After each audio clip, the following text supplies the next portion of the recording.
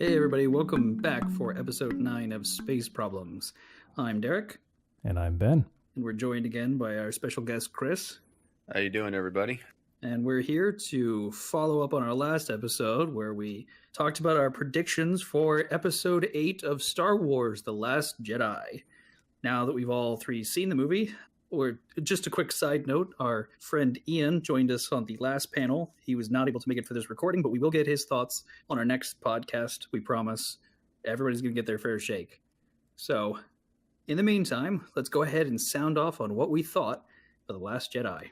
Well, I mean, I'm assuming, sorry, that you're passing that off to me yet, but I'm kind of having mixed feelings about it. For everything that I liked, I feel like there's something that I didn't like, and I don't want to be a Star Wars hater or sound like that I have Star Wars fatigue by any means. So, and it's not that I want to bash the film for the sake of a podcast, but yeah, there was just a few things that kind of bothered me, and most of it was what J.J. Abrams set up in Episode 7.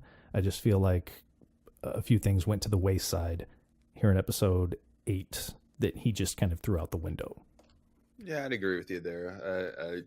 I'm also very pleased with the movie as a Star Wars fan. I loved seeing, obviously, it on the big screen, but the movie's not without faults, but overall, I'm very, very pleased, and I was very impressed and met my expectations and then some.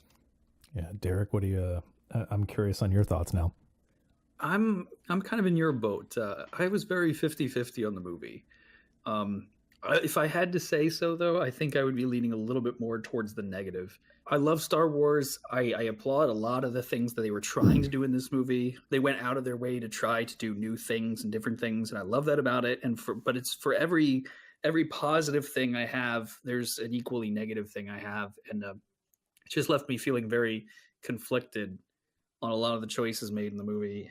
I'm leaning more towards about an 80-20 split. I applaud, like you, I applaud the direction that it was taken, but I feel like the negative stuff is what everybody's focusing on. And I'm not saying just us. I'm talking social media and reviews and whatnot. I think that everyone's focusing too much on the negative, and it's getting more of a bad rap than just being a movie. We have such high expectations for Star Wars being the saga that it is, and the changes that are trying to move it going forward are maybe negatively impacting those of us that want to kind of stick to the old traditional, trilogy and want to progress it the way we want it to progress instead of the way that it has progressed. For me, it's not that, again, I'm not looking to just be one of those people online that just feels like they need to bash the movie by any means. And I don't feel like it deserves the hate necessarily that it's gotten. And Derek, you and I have talked about Star Wars in previous Space Problems episodes about my feelings toward, just the lore in general. I feel like that Star Wars is a generally limited universe with how it was initially set up. I feel that anybody trying to divert from because Star Wars, and I'm sure you would agree with me on this, it's all about good versus evil in every aspect of Star Wars. Unlike Star Trek, that has many episodes dealing with many social issues at the time. Anytime you're introduced to something new in Star Trek, your mind kind of accepts it because the world is so big. And I feel, maybe I'm wrong, and I haven't had a conversation with Rian Johnson at all, but I feel he may be feeling the effects now of like how Star Wars might be a little bit limited, because I'm sure he tried, the way I feel, that he tried to do something different. He tried to move it in a different direction, but I feel that he's now feeling the constraints of a limited universe. What I did appreciate about it is it wasn't a complete copy. Now, I don't really hate the fact that The Force Awakens was kind of a copy of Episode 4. Episode 7 was a reminder of what Star Wars was to the younger crowd, as being not really like a carbon copy of Episode 4, but reminding the younger audience, this is what we felt when we saw Star Wars at a young age, but we're doing a soft reboot for the new people. And I feel that The Last Jedi, like it had elements of Empire, it had elements of Last Jedi. It even did, just as you guys were saying during the last podcast, that it was going to kind of it didn't really refer back to the prequels that I remember, but I feel like when they went to Space Vegas, that very much felt like a prequel reference. So I feel like he, well, with the way the city was kind of set up, so I feel like he tried to incorporate the entire universe in one movie, and it seems like that it became kind of a jumbled mess a little bit, especially in the second act. And we'll get into plot details here in a bit, especially when we start talking about characters. Sorry, I rambled. I think it's kind of interesting that you talk about it being a limited universe, which I do disagree with, but I see your point, and I think you're right. I do think he was hitting limitations, but I don't think those limitations were necessarily with the universe, but with the fact that they're trying to continue something that was wrapped up very well. Episodes 1 through 6 make sense as a total story. It's the story of Anakin Skywalker, from him being a boy to his death and his redemption and death. So continuing the story already has a problem, because do you keep going with the Skywalkers? Do you start with someone new? There's already a lot of issues that way thematically that you have to deal with. So I do agree. I think he ran into some problems, but I also take issue with him trying so hard to subvert expectation and to do things that are new and different. And, oh, wouldn't it be, surprising if we did this all of a sudden? That some of this just doesn't make sense, and it doesn't fit with established canon. I do feel like it kind of ended up being a little bit of a mess, and I don't know. I mean, I can get into my specific, sort of problems here and there, but my bigger problem with it overall is simply that it doesn't seem to understand what really makes Star Wars special, and kind of hone in on that. And part of this comes down to, I don't know if Disney really sees this as a third trilogy. Like, I think we all assume that this was going to be the third trilogy, 7, 8, and 9. But the more I hear from Disney, the more it seems like they're kind of like, no, it's just going to keep going. So I don't think they're even looking at this like a trilogy structure. So I don't know. I mean, it kind of brings up a lot of other problems, storytelling wise, pacing wise, as far as like what happens in this chapter. Because if you're really going to kind of keep it about the Skywalkers, then episodes 1 through 9 should be a Skywalker story. It should be about this family that was there for the chosen one and the balance of the Force, and then everything resets, and the universe starts again anew in balance. And then you can go off and do all kinds of other Star Wars movies about other people. But like this one sort of felt like it was sort of dancing around a little bit of everything. It's like, oh, it's kind of about Skywalkers, but it's kind of about how anybody can be a Jedi, and it's kind of about how the Force doesn't really need to be balanced, and light side and dark side don't matter. And it just, from a storytelling standpoint, it just felt like a bit of a mess, where I would have even respected it more had they actually just made the choice and stuck with it. But it feels like it's kind of bringing up a lot of stuff and not answering anything. I mean, it just feels like it was just hanging out in the middle a lot. Maybe that's just me. No, I agree with you, and you're actually kind of echoing what I mean by it's a limited universe. It's mainly because they wrapped it up so well. And with Star Trek as being a TV show, they're not wrapping it up, like you said.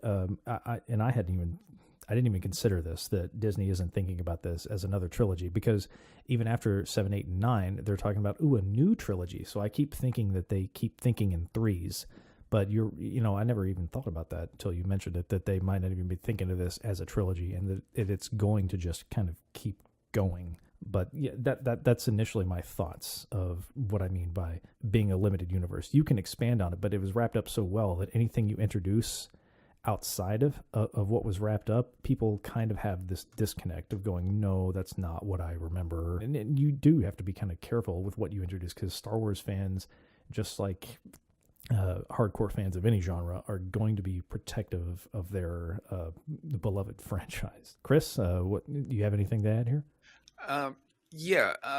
Your comment about limited universe is very true when it comes to the big screen. Now, I don't know if you guys have watched any of the Clone Wars cartoons or Rebels, which are now which we all know now as canon with the destruction of the expanded universe going into these. Unfortunately. Yeah, going into these movies, they made a decision to basically throw all the books out the window, but we know that the Clone Wars cartoon and the Rebels cartoon are canon, and in my opinion, if you guys haven't watched those, I highly recommend watching them. They expand the universe in the way that I can see the bigger universe for what it is in the Star Wars world. Now, what this movie feels like, and Derek, with what you were saying, this movie doesn't feel like the correct episode 8. It feels to me, now I'm thinking about it, more like episode 10 or 11. Like this would have been good for a 10 or 11 with other stuff talked about before. Even if they'd have wrapped up more stuff, it would have been an adequate episode 9. I think the last scene in this movie would have worked extremely well to end the 9th episode. Like if it was going to truly be a third trilogy, right? Yeah, episode 9 was the final one. That would have been an amazing scene to end on. Yeah, the final scene with them all on the Falcon and everything. I mean, we should have said spoiler alert for anybody that's listening, but with everybody on the Falcon and they're saying that everything that we need is right here.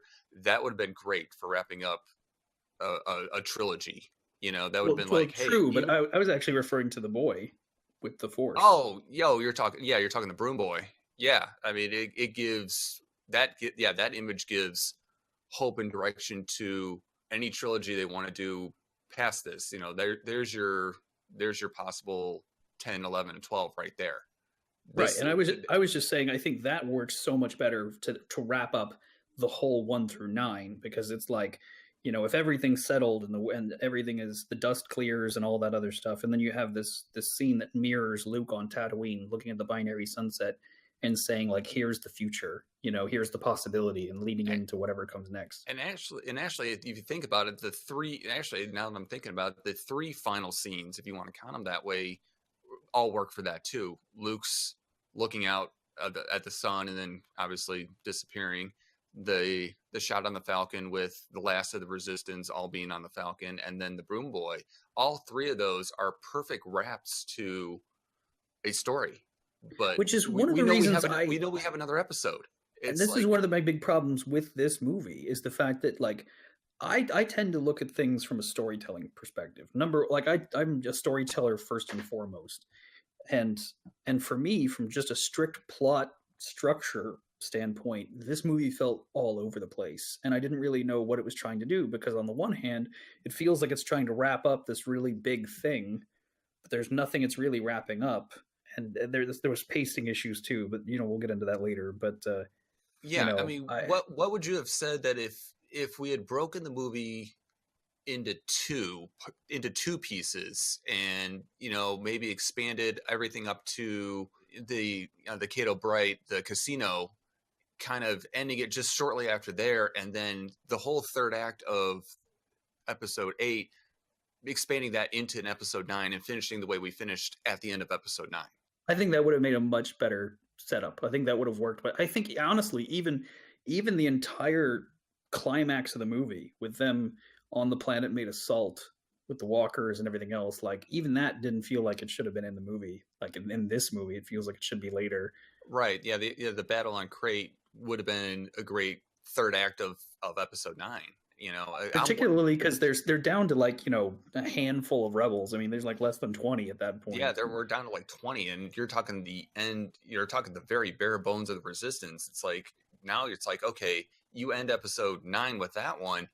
You can do anything you want in 10 at that point, and now 10 becomes the search for more Resistance fighters. Like let's go gather. Or jump forward a few hundred years. What happened after, like. Or jump another 20 years. If you're going to do that, jump another 20 years.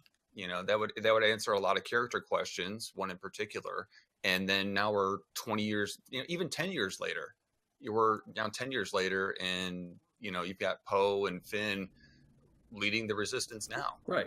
I just think it puts JJ in a very awkward position story-wise for Well, 9. this is another thing too that I'm because JJ did 7 that he wrote, and then he didn't have any direction at the end of 7, and then Ryan Johnson took over and is doing his. He's like, okay, you do the middle part of my story, and now that he's having to do 9, I feel like that is kind of awkward. But which brings up a good other point, which is one of my biggest problems with this movie is that Ryan Johnson clearly didn't like things from JJ's and just threw them out. And it's very obvious that he just kind of threw them out. We'll get into that. Yeah. Yeah.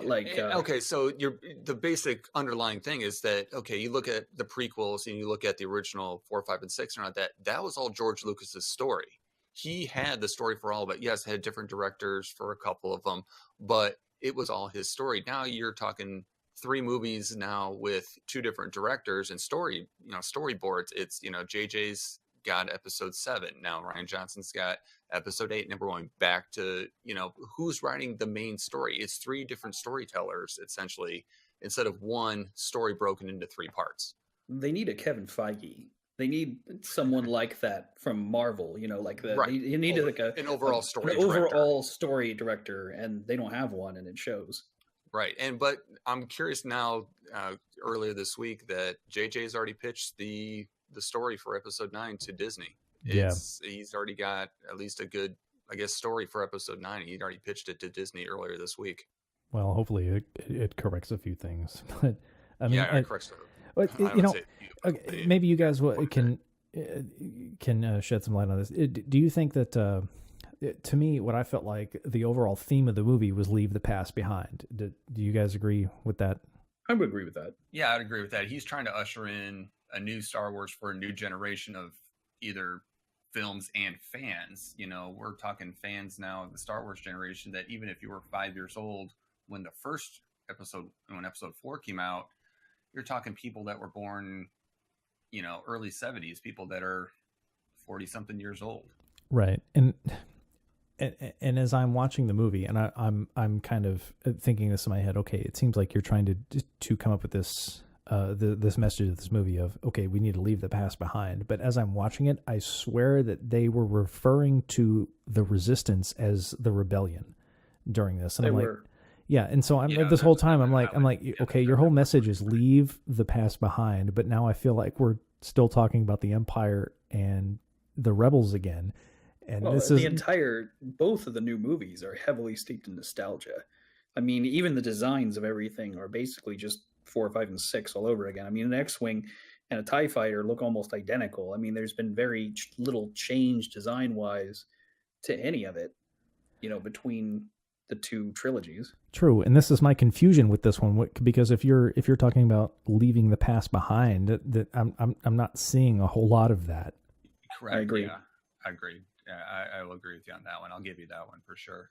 But I also don't think it was very clear on what they even were referring to. Like, what part of the past are you trying to leave behind?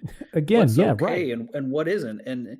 And like Luke's thing with Yoda, I thought was incredibly confusing, because Yoda is kind of saying like, oh, you don't need the past. You don't need the Jedi teachings. You don't need any of that. She has everything she needs. And I was like, how? She hasn't learned a thing. She hasn't been trained even for 5 minutes, other than Luke basically just having 2 conversations with her.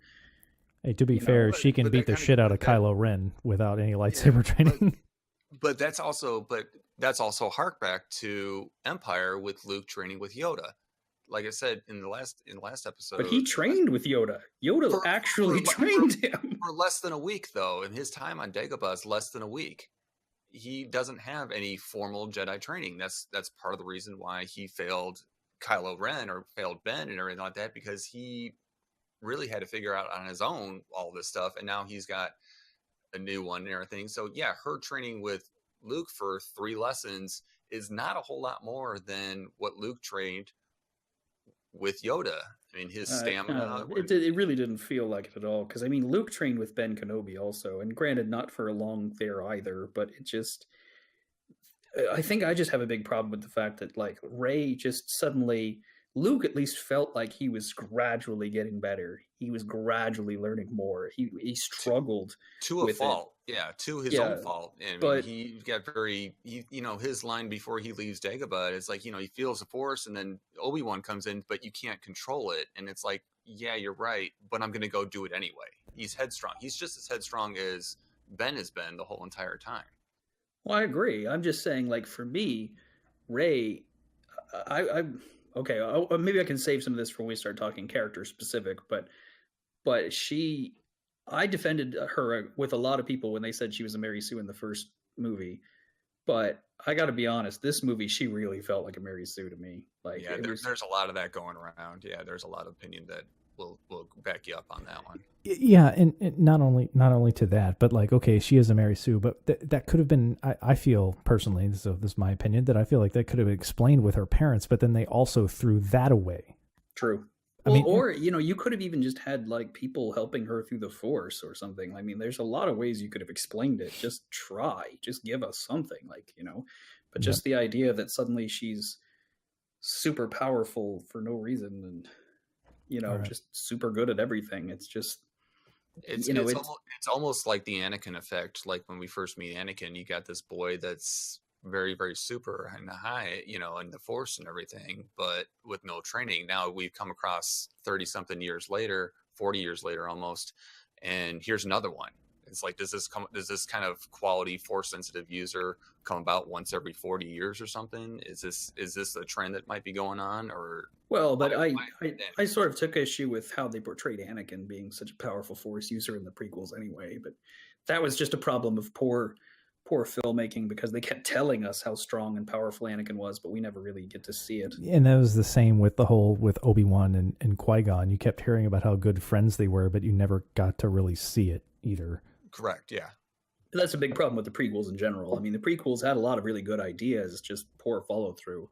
Yep. Just a lot of talking and a lot of explaining and a lot of, hey, like let's say everything but not show anything. I swear, Derek, we need to do we need to do like this can be one of our future web series. We need to do like we should buy the domain for this, like Galactic C-SPAN, and then we should just have political debates. Oh, I like that idea. That's pretty good. I mean, come on, it could And be next up on the docket, a proposal from the Trade Federation, complete takeover of Naboo. The delegate from the Trade Federation has the floor. It could be just you're like killing me here. Yeah, for real. It'd be like the UN. We could put sanctions on the on the First Order for their nuclear testing of the Death Star.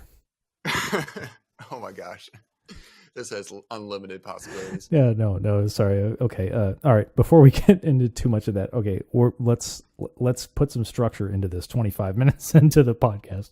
Okay, so let's start with some characters. All right, I'm going to start this out with Poe Dameron.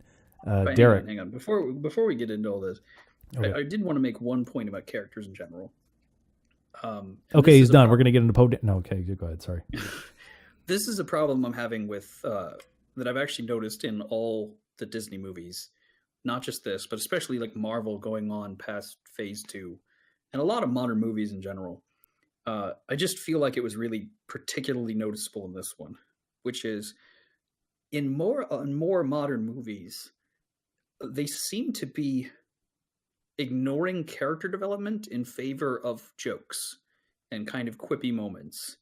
It's like as long as the characters are sort of charming and funny, it doesn't matter that we don't really get to know them. True, and no, I can agree with you on this. And what and it I just think feels like there's a lack of arcs. True. There's a lack of characters starting in one place and ending in another and growing and learning and struggling. It's just like they're just there and they're kind of awesome the whole time and they kind of smile and joke to the camera and then that's it. And I just find that very, very, disappointing because I feel like it makes the movies rather shallow. You touched on something that I also do want to get into, and that's what I was going to kind of get into with the first character. I feel like that Poe Dameron, for me, was the only character to me that I initially noticed that had an actual arc.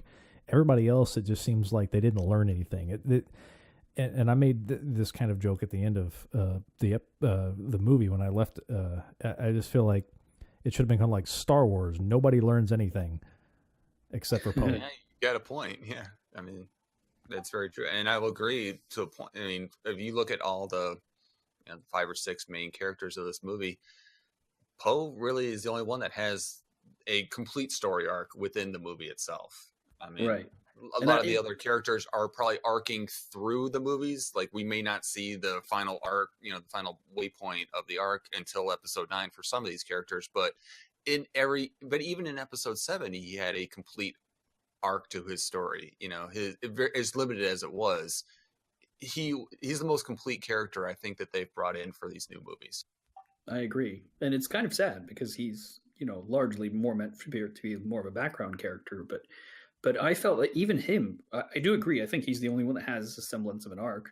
But even his arc, I felt, was a little muddled through the whole thing because he doesn't learn his lesson until the very, very end, when arguably it would actually be a really good time for him to not do what he says he's going to do. I mean, him telling everybody to pull back at the last minute when they're charging the First Order. Right.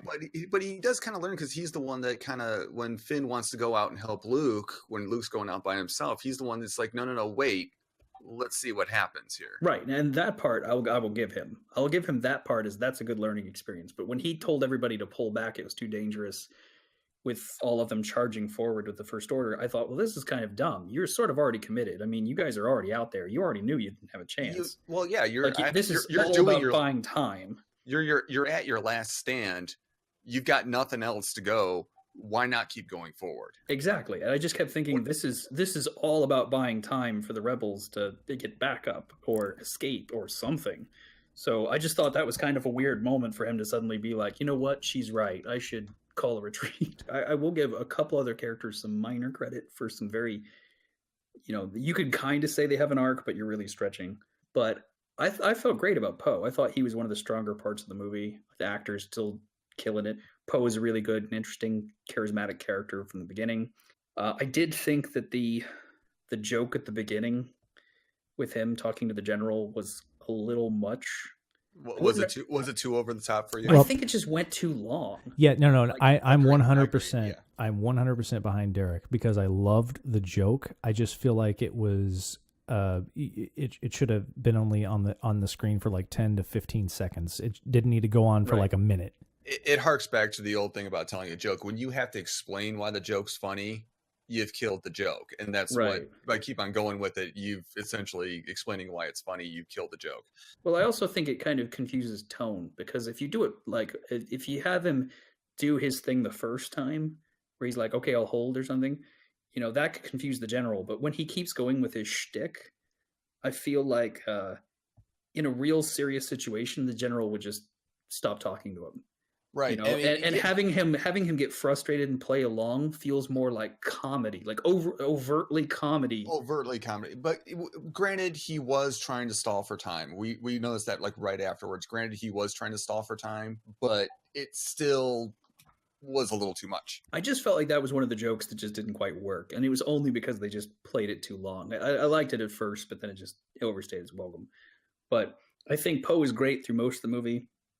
I totally understand why he mutinies. I think this is sort of a weird plot issue with me. I just don't understand why she didn't just tell him the plan. And it's fine if she doesn't want to give him details, if maybe she's worried about a spy, even though no one talked about them being concerned about a spy. I've heard that being the excuse. It's like, I don't care either way. It's strange to me that she knows how much of a hothead he is, that she knows how much like weight he carries in the resistance and everything else. And all she has to do is say, listen, we have a plan that we're keeping close to the chest, but we're going to get everybody out here safe. Like the problem is she's so defiant of him to the point where it's kind of ludicrous. And that was something I kind of took issue with. It was sort of like, I feel like this is more for the sake of the plot than it is for like logic. It just felt like she did it to spite him more than right. It could have you're been. Right. Maybe it is a little bit of spite. Did you notice that she called him Flyboy several times? Right. Who was the first person that Leia when she did that? Ever? I'm sorry, I just had to say, when she called him Flyboy, I my response in my seat was, "Shut up, Jurassic Park." No, I harked back to it's a Han reference, yeah. Yeah, I harked back to A New Hope when she blasts the garbage chute open. She says, "Into the garbage chute, Flyboy," and she sees in him what Han was at that time in Episode 4. I just can't see Laura Dern in anything else except Jurassic Park. So I just said, shut up, Jurassic Park. It was a little weird seeing her in this.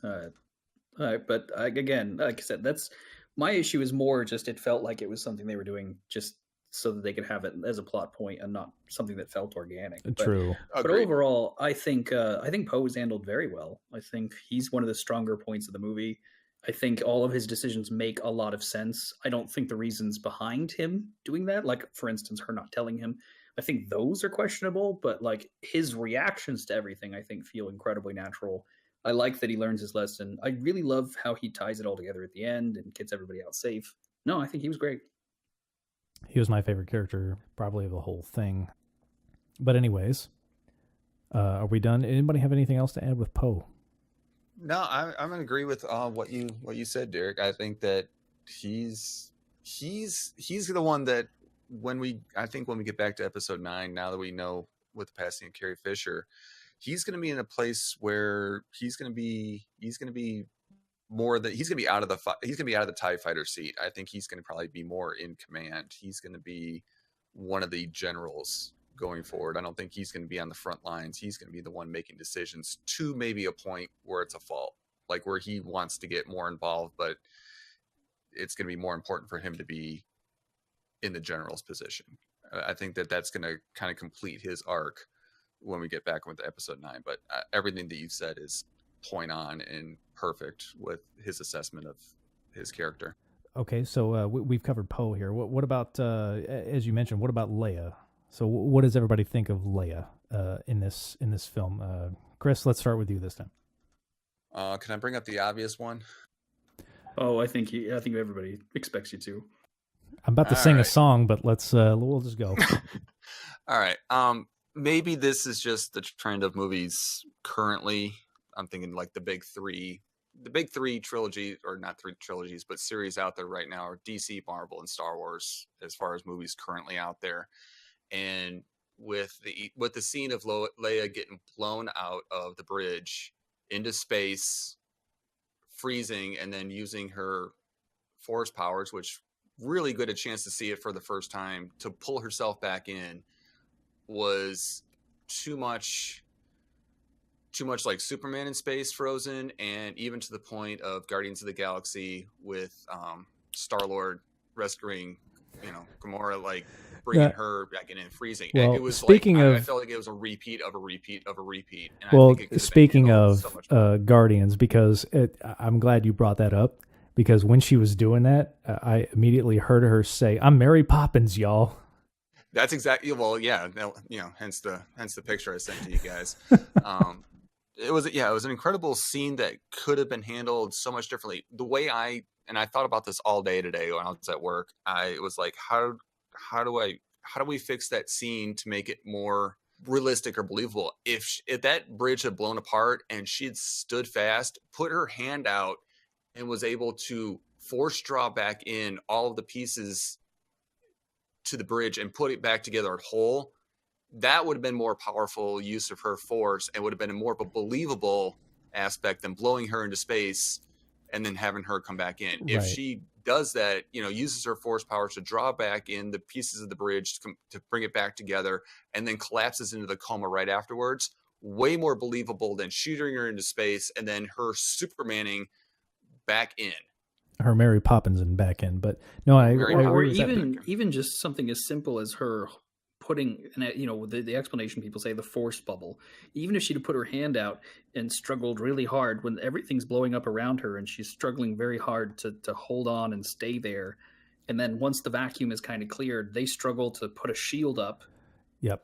And then she collapses. The second that shield's up, she lets go and collapses. I think that's way more believable and a better way to tell it than shooting her into space a good distance and then having her rocket back in a la Superman or Mary Poppins. And it wouldn't and it would not have even have interfered with the rest of the movie because she would have still collapsed and been out. Like I said, I think it would have been more believable, and I think your end result could be the same. She could still end up in a coma, and then the plot continues the way it continued. But other than that, that's obviously that's the reason why I'm taking this movie in my grading system from an A to an A- based on that one scene alone. That's the one thing that just and she blew open a door Like, it just seems like that violent was... decompression of that whole deck. Right. You know, and I love the fact that she stuns Poe when she comes back after she wakes up. It's like, bam. I just thought that it was like, boom, you're done.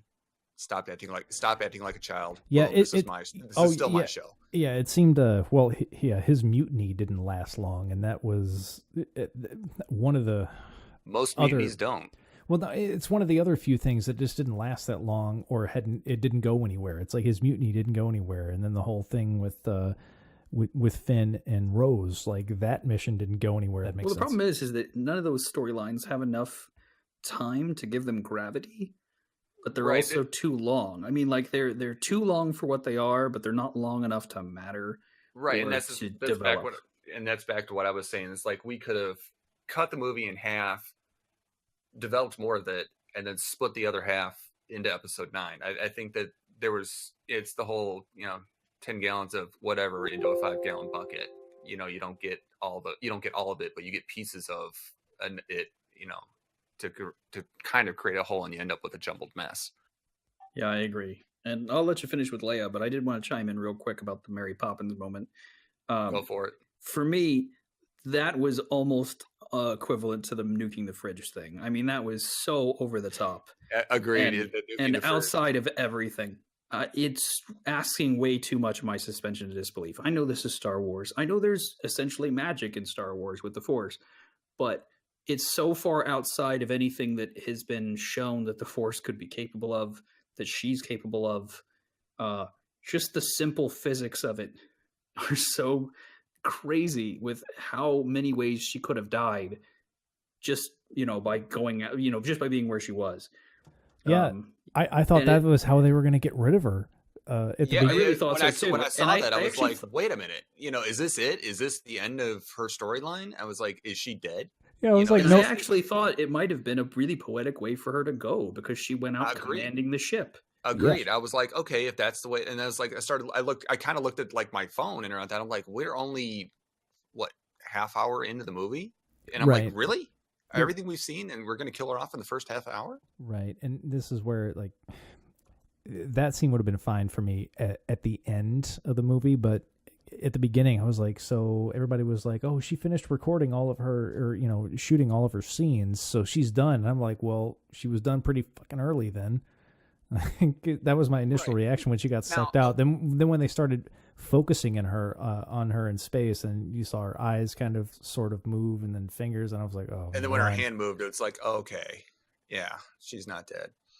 Now the other part though, I thought we might, finish her storyline off is when they're doing the evacuation, and there comes the realization that somebody needs to come behind and stay with the ship and see it through. I was like, also would have been an incredible noble. Also would have been an incredible move, and that's actually what I had predicted in our last podcast was the self-sacrifice. Yeah, I was kind of hoping that would have been her that ran through the what was it, the Juggernaut or the Dreadnought? I forget what. Yes. Okay, I'm still mad about this. I think it was such a missed opportunity and such a shame that they didn't do that, because that's such a powerful way for her to go. Oh, absolutely. Oh, it was a beautiful shot of the movie, and what got me is that it was one of the best destructions and well done and everything, and we all agree. What I loved about it though, just what I loved about it was because the movie was loud, and then at that point, like, everything was silent. Like, the film had no sound when that happened, especially even when it went right through the Dreadnought. I'm like, that would have been a beautiful moment because it dulled all other senses and is just like, don't listen, just watch this.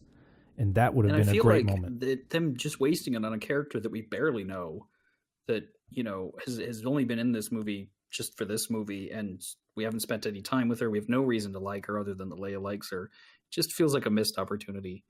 And while I will say that moment is still one of the most badass moments of the whole movie, it did kind of bother me that I kept thinking, wait, if you could have done that the whole time, why didn't you do that with one of the ships earlier?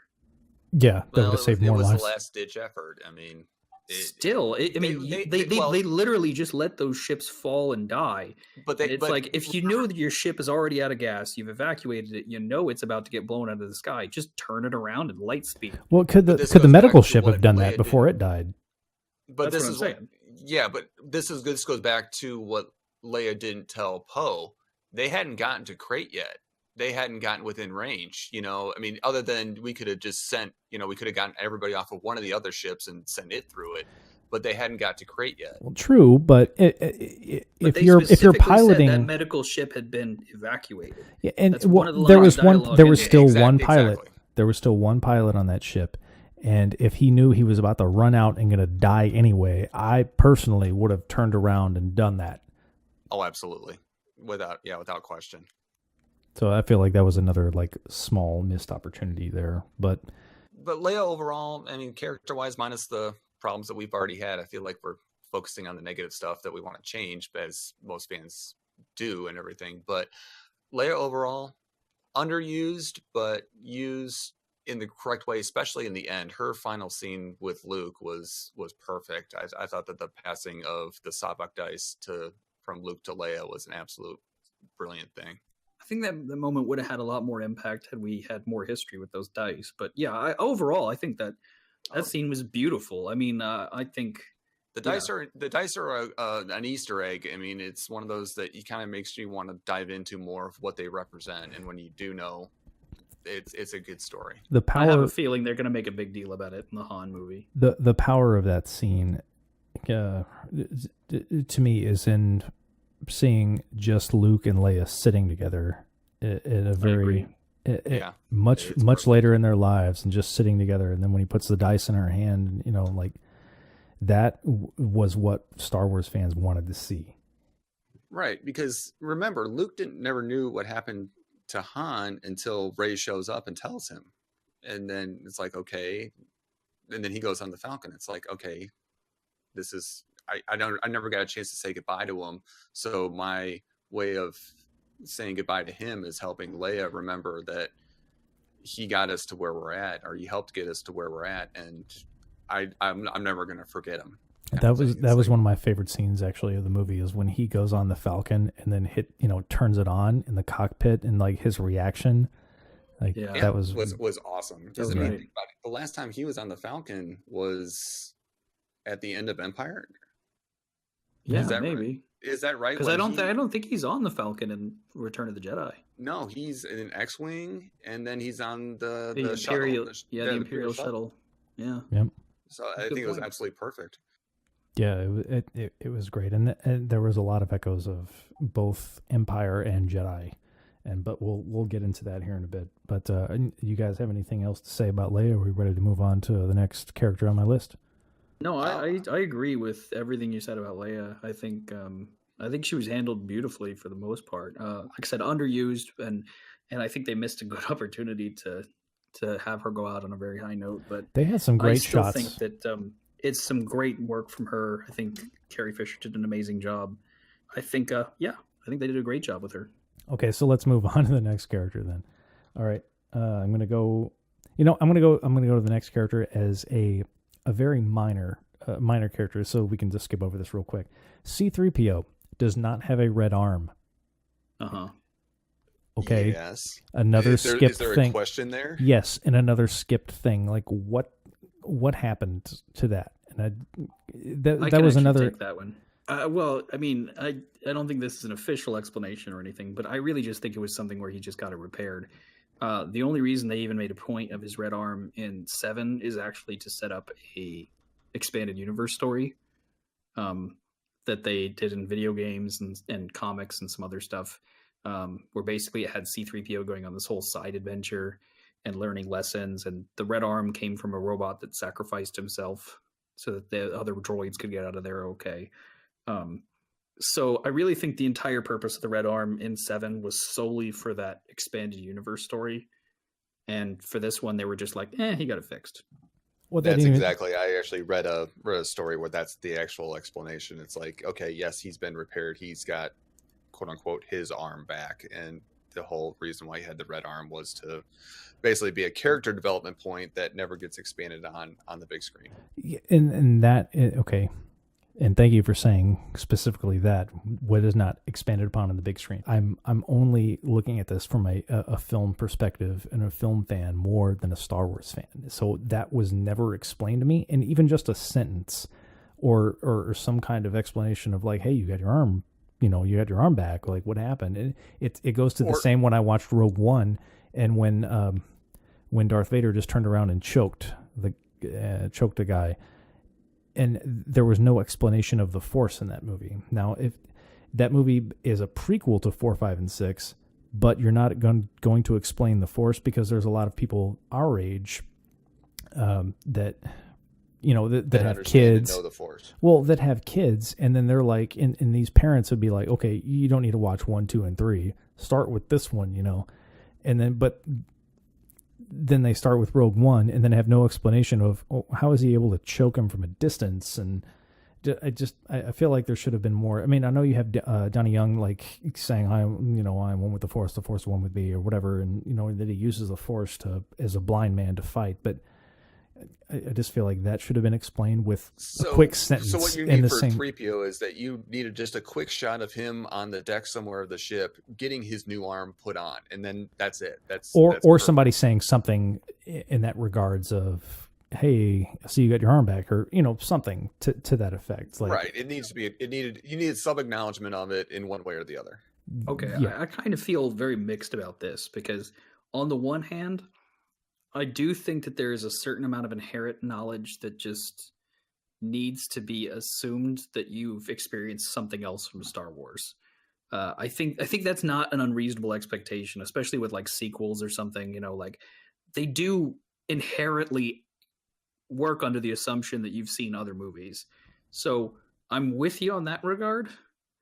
In regards to Rogue One, yes, but yeah, I'm saying more specifically to C-3PO's arm, so I can get where you're coming with. What I'm getting to is, but when it comes to stuff like C-3PO's arm, I feel like this falls under a different category, which is this is something that actually needs to be addressed, because there are things. This is another problem I had with Last Jedi in general, and even with Force Awakens, is that there are things that they do that they don't explain that actually need an explanation. There's plenty of things in a movie that, can just happen, and I don't need an explanation. I don't care, but then there's other things that it's like, yeah, I kind of need to know. Like, well, what's up with that? This is important to the story. It needs, like, in some way or another, it just needs to be addressed. You want it stated in the film. You don't want to have to go home and dig through like 18 web pages or 5 books and everything like that to figure out why that one little 30-second clip is in there. Exactly. And the reason for that is I feel like as a moviegoer, you need to get a full movie-going experience just from watching that movie. Now, if they want to expand upon an idea like crazy in books, comics, video games, what have you, knock yourself out. I think that's great. But you got to give me something. You got to give me just even like Ben said, if you just give us a little tiny explanation, then we're satisfied, move on, finish the movie, and then expand upon it later.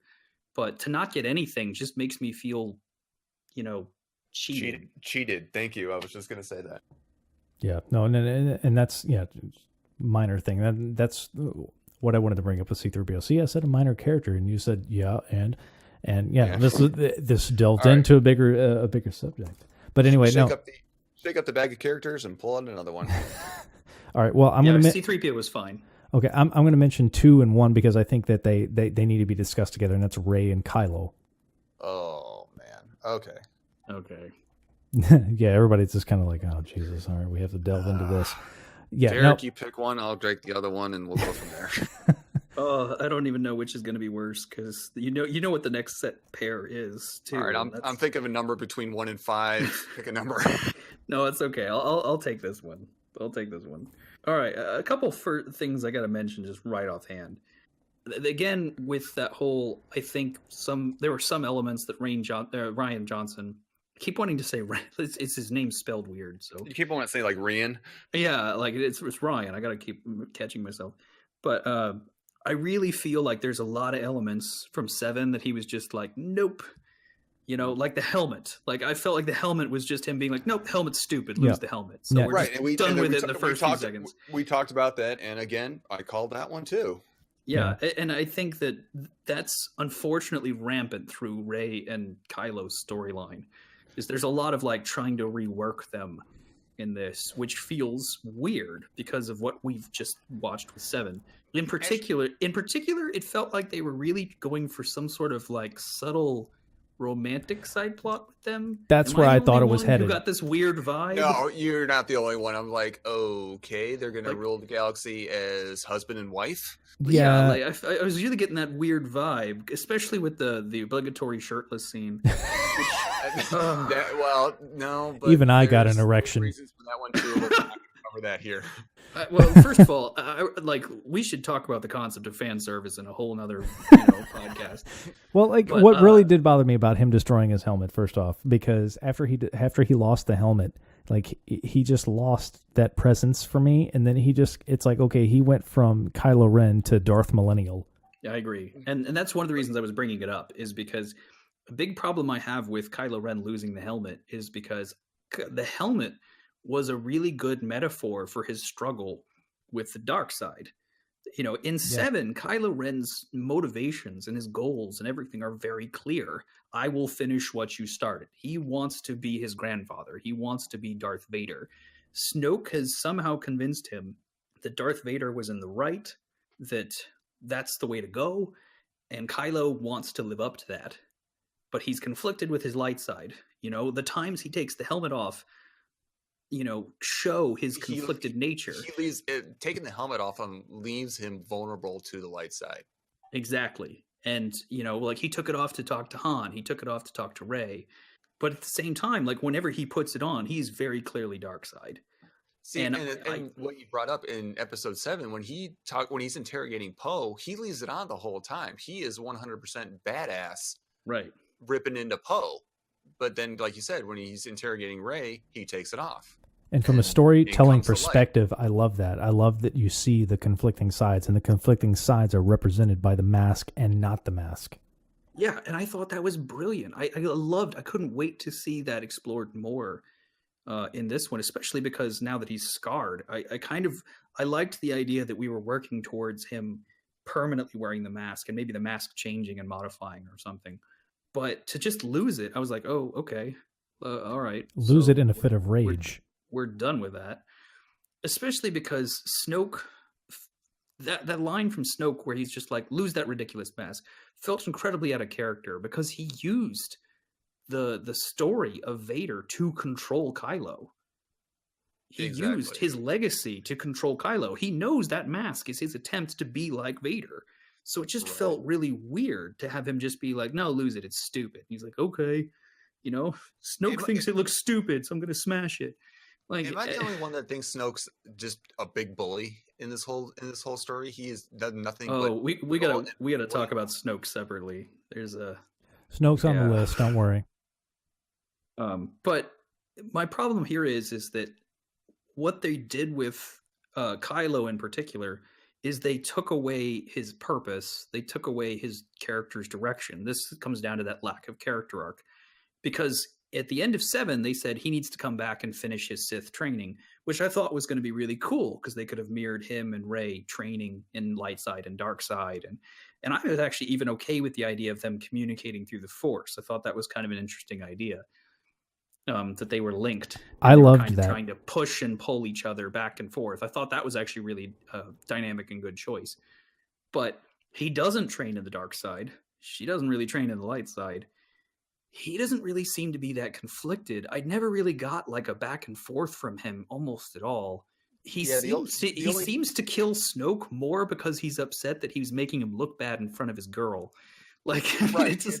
And that's why I kind of brought up the bully thing. It's like, Snoke's been bullying him the whole time and belittling him.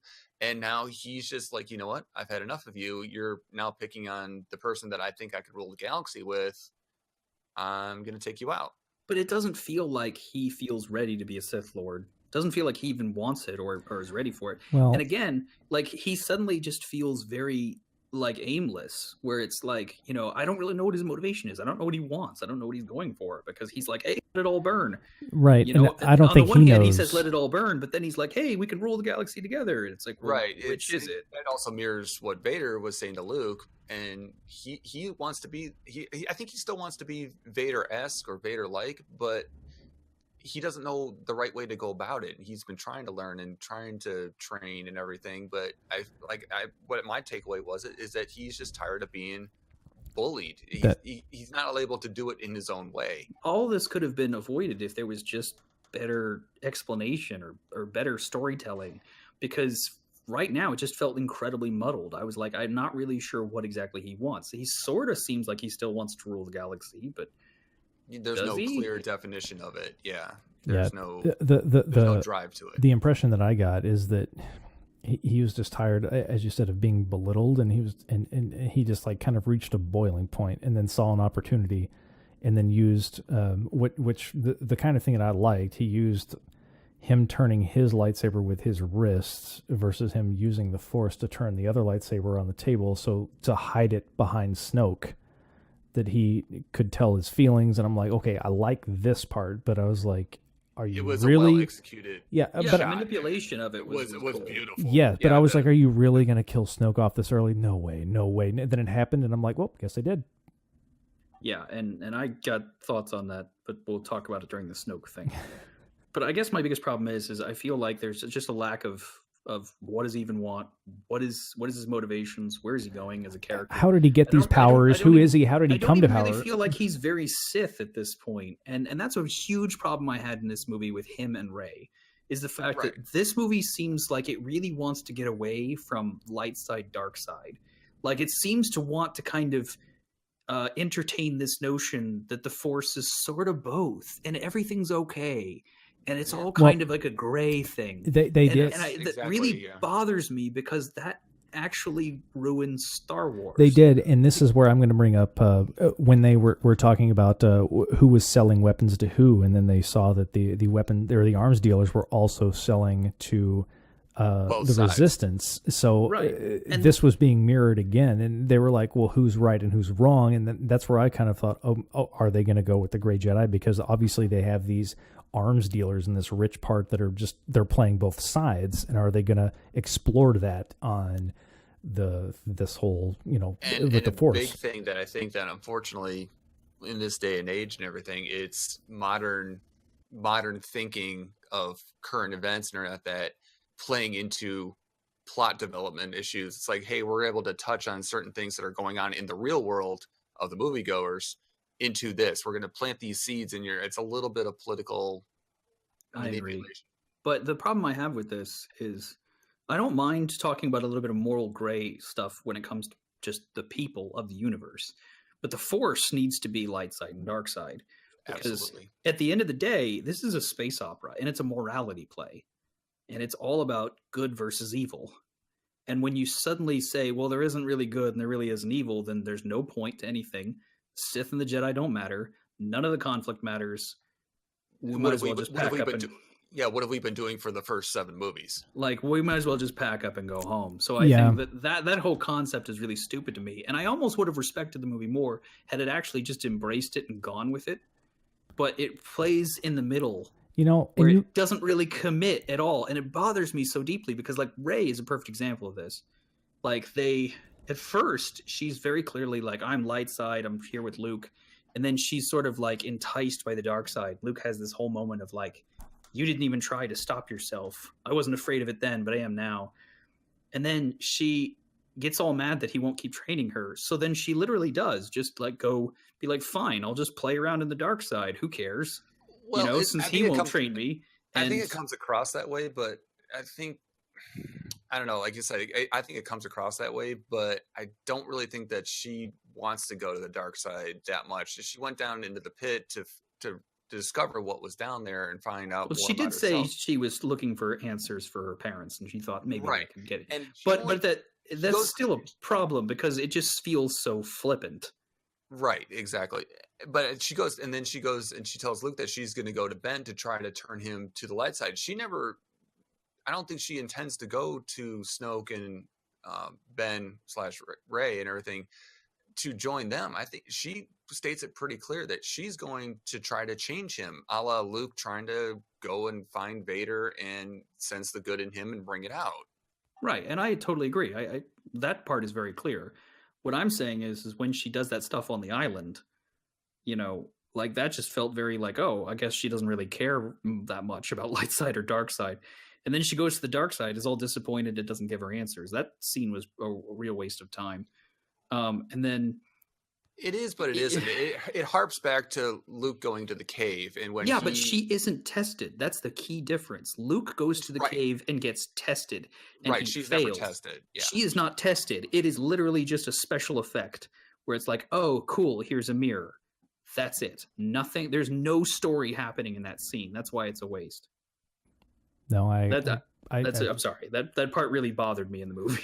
That's understandable. I mean, I see it a little different way. There's I understand where you're coming from on that. Speaking of waste, and that's again where I think of Rose and Finn's mission that I just feel when they went to Space Vegas to find the one crypto key guy or whatever, and then they couldn't access him, so they get Del Toro dude, and he screws them over, and then their whole mission was kind of a waste. Benicio del Toro, the Lando Calrissian of this movie, only goes full extreme. Right.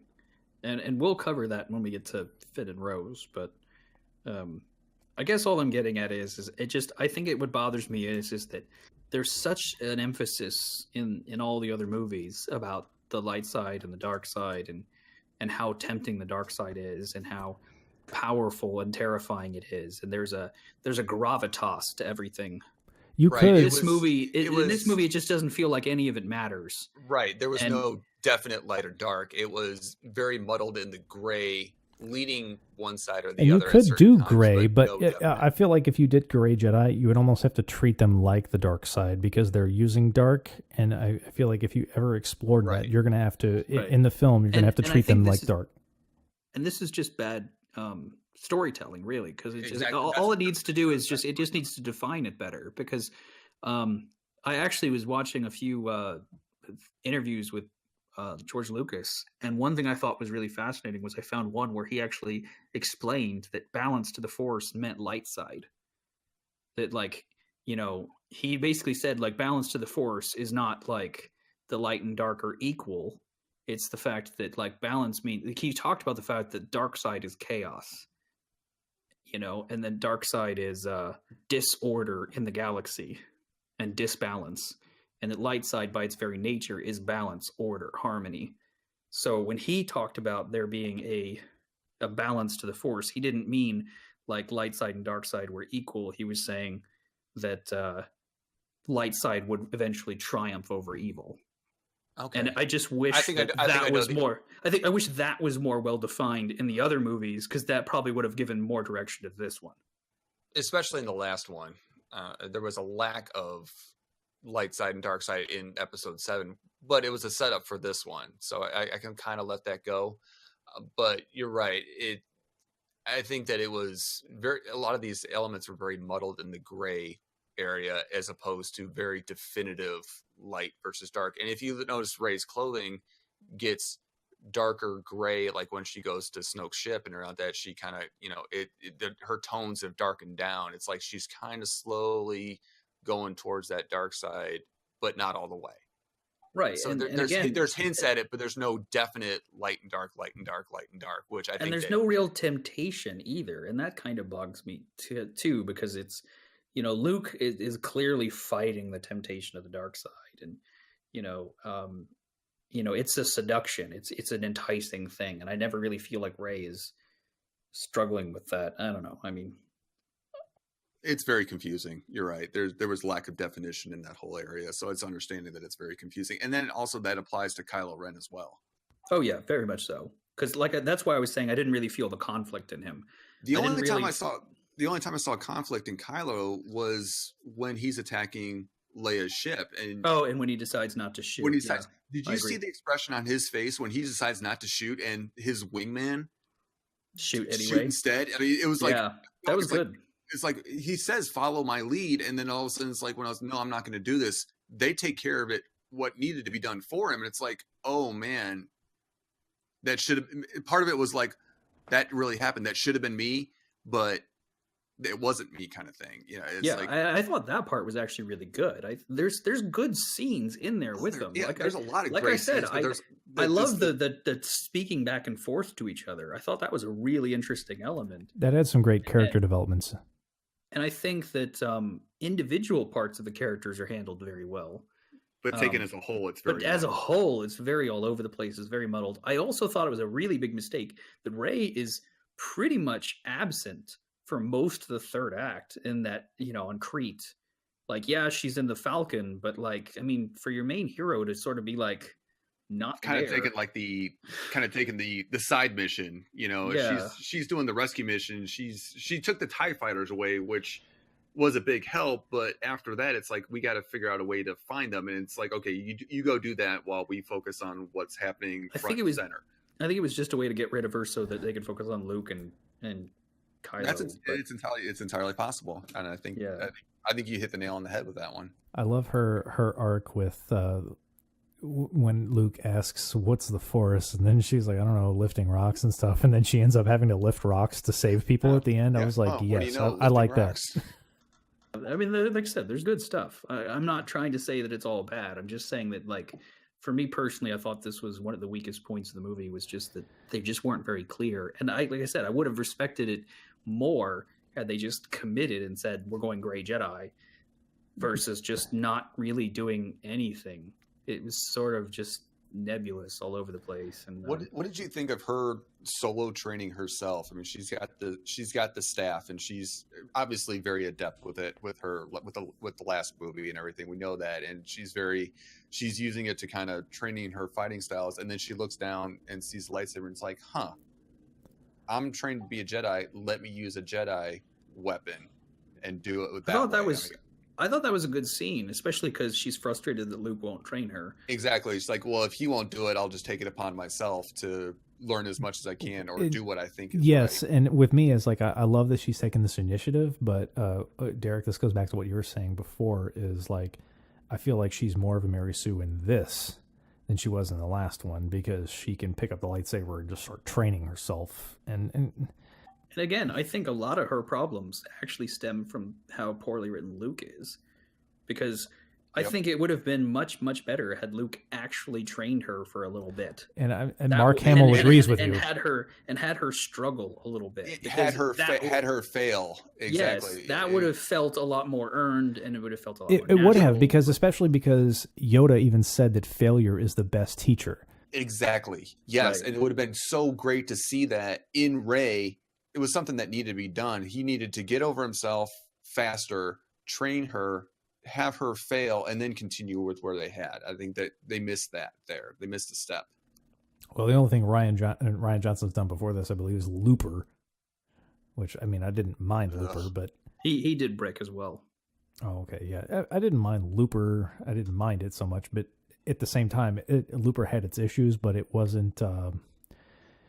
it wasn't as big of a spotlight as Star Wars. So when you make like kind of a small kind of script or story mistakes that you would on this kind of film, if you do it in Star Wars, it's amplified.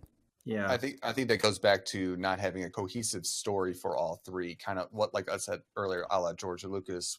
I 100% agree with you on that. And I'm a big proponent, as Derek, you and I have talked about this in our Guardians of the Galaxy review, because James Gunn was the writer and director of both of them, and I was like, he wrote and directed both, so he has this cohesive story. But now you're talking about J.J. Abrams, Rian Johnson, then back to J.J. Abrams. It's like, okay, I need you to write.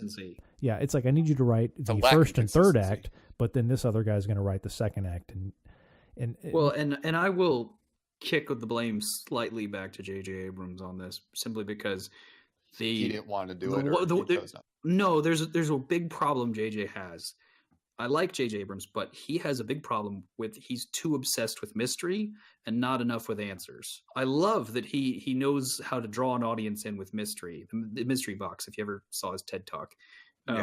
He's very good at setting up compelling mysteries that draw you in, and like, ooh, what's that? And what's this thing? And what's over here? And, but fails to deliver the answer. Exactly. And the problem is because he never plans them. And it really irritates me, because whenever he puts these mysteries out there, he says, oh, we'll figure it out. We'll write it in later. And then inevitably you get disappointed. This is why Lost was such a huge... I was about to bring up Lost. I think we all were about to bring that up, is why Lost lost its audience. Because there was no conclusion. There was no definite conclusion. he admitted in interviews that they had not planned where any of that was going, and that they were just going to figure it out as they went. And he's still doing it. And that's why Seven has so many problems, is because Seven is so obsessed with setting up mysteries and not concerned with where they'll eventually pay off later in the series. And that's one of the reasons why some of this stuff feels like such a cop-out in this movie, is because Rian Johnson just throws out a lot of them. He's like, oh, Snoke? No, he doesn't matter. Like this other thing, no, it doesn't matter. Right. No, it doesn't matter. So does that make you wonder what's going to happen with 9 now? Yeah, I mean 9. Sorry. Now that he's got all these pieces and everything. That's like, well, these questions were either answered or not. Now it's my job to fill in the holes. That's why I think he did such a great job with Super 8. And I know Super 8 wasn't one of his more popular ones, but at least he set it up and paid it off. And I think Super 8 it's not one of his best films, but it's a very underrated film. He did do a good job on that. It's an underappreciated film. Yeah, no, I totally. We should do that on our next underappreciated and overrated episode. Dibs. Okay, who was it last that just mentioned? Well, I was going on. I just was doing all the Kylo Ray stuff. I think I've pretty much wrapped up most of it. Well, right now I was sitting there thinking somebody mentioned Snoke, but do we want to go on to Snoke or do we want to talk about Finn and Rose first? We should probably go ahead and cover Snoke because it's kind of in the ballpark. We kind of already brought him up. All right. Well, let's continue. Let's continue on with the wasted opportunity that was Snoke. Derek, you're taking this one first. Go. It is a really wasted opportunity. Sorry, I was just going to leave it there, but it's just. All right, Chris. Next. It's so no. It's just the only thing I'll say is that I'm really, really, really, really ticked off that we get nothing. We get absolutely nothing about Snoke. And that's what's more disappointing to me. Not that they killed him off, but the fact that we will never get answers now for who he was, why he, where he came from, how he was suddenly a master in the dark side out of nowhere. How did he even find Kylo and infiltrate Luke's temple? And I mean, there's a million questions about this strange dude, and no, we're not going to get any of it. And he just, went out like a punk, and we're done here, I guess. Yeah, that's kind of where I feel with him too. I mean, the fact that I guess that he was bested by this very young apprentice that he supposedly knew and had all this power over, and all of a sudden it's just over. And I don't mind if the Kylo, especially because they showed him like force bitch slapping him earlier in the film.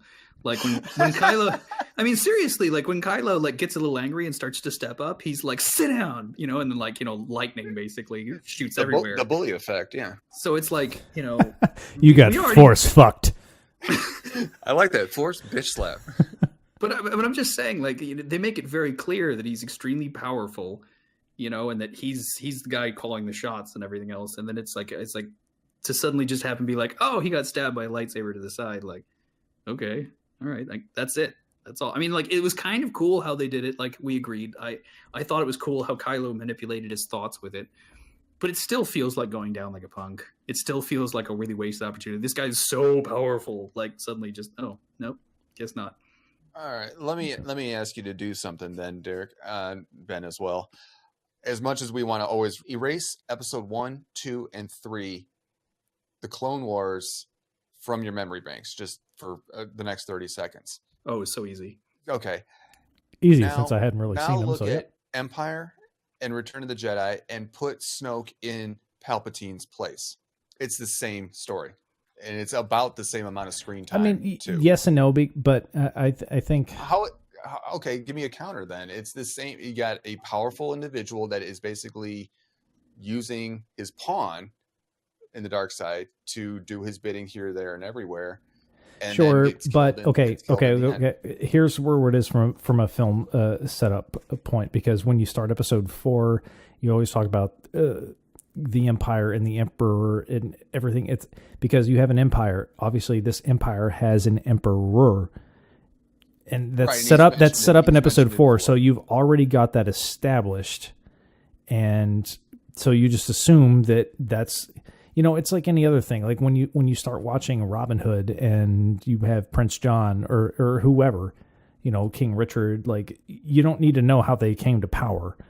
at that point. They are already established to that. But after the destruction of the Empire, that the First Order rose from the ashes. I'm like, okay, well, after that, how do they rise from the ashes to become even more powerful? And then you expect me to accept Snoke? We still don't know that part, though. Let me tackle this, though. I think the biggest issue here is time and development. The biggest difference between Snoke and Emperor Palpatine is the fact that we had a lot more time. Time, yes. We had 3 movies to develop his reputation, his gravitas, his influence. And we had a lot more time to realize how scary this dude was and how intimidating he was. The fact that Darth Vader answered to him, the fact that, every time he were around him, there was this eerie sense of dread. They did this very well in the movie by the music they used with him, where it's like, you just felt like this is the presence of evil. And I totally agree with you on that. I'm not trying to downplay the Emperor part, but it's very similar to that fact. If you it is. I agree. I agree too. Yeah. I agree. I get what you're saying, but here's my problem is that the Emperor had all that buildup. And when he was tempting Luke and everything else, it wasn't just him slapping Luke around for a few minutes and then Vader picks him up. I mean, there's a lot of time where he's messing. There's a lot more manipulation and subtle and seducing and all that other stuff. Kind of making Luke want to do it himself as opposed to directly just saying, you will do this instead. Right. The problem I have with the Snoke thing is that like he gets like one real major scene in 7, and then he gets about 2 scenes in this, and very little development, and very little gravitas or anything else, and he doesn't even spend much time with Rey before he turns on him, and it's the same problem I was talking about with the whole Finn thing, and Poe and all these other things. Is the storylines themselves aren't necessarily bad. They're not given enough time to develop to the point where it feels like it matters, because it's too many short stories. It happens so quickly that you just end up feeling like, okay, I guess we're done. Yeah, it's like next.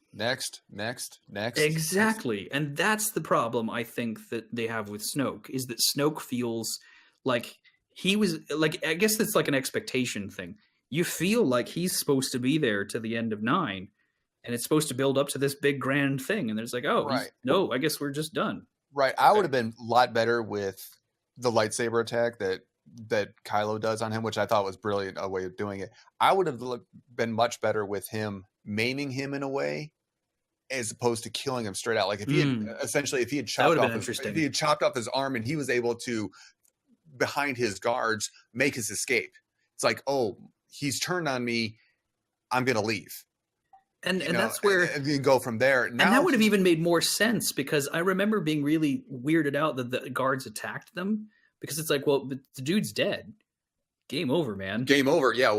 Why are you doing this? Why attack them now? You might as well just be like, oh, the Emperor's dead. All hail the Emperor. That would have been brilliant. If Bill Paxton had said game over. Even if the lightsaber had stabbed through him and he'd collapsed and not cut him in half, you saw the possibility of him living through that, holding on to his own part of the Force and everything. The guards stepping in, pushing back Kylo and Rey out of the room and everything, and closing the door. Even if that's the last you see him until 9, that's still a better offering than cutting him in half and he's dead. I'm sorry. I thought that would have actually been really cool, because then you could have had like this whole like weird vying for power thing, where like Kylo is sort of in charge and Snoke's sort of in charge, and Hux is in the middle, and Kylo is trying to like rise up and become his own Sith. And I'm sorry, but if you're one of those red guards and you know how powerful Snoke is, and you see somebody kill Snoke, I don't care who you are, I'm going to be like, all right, done. Later, you're done. In charge. Yeah. Fuck. Okay. And like, I'm not going to try to Can gang I get up anything on you. for you, sir?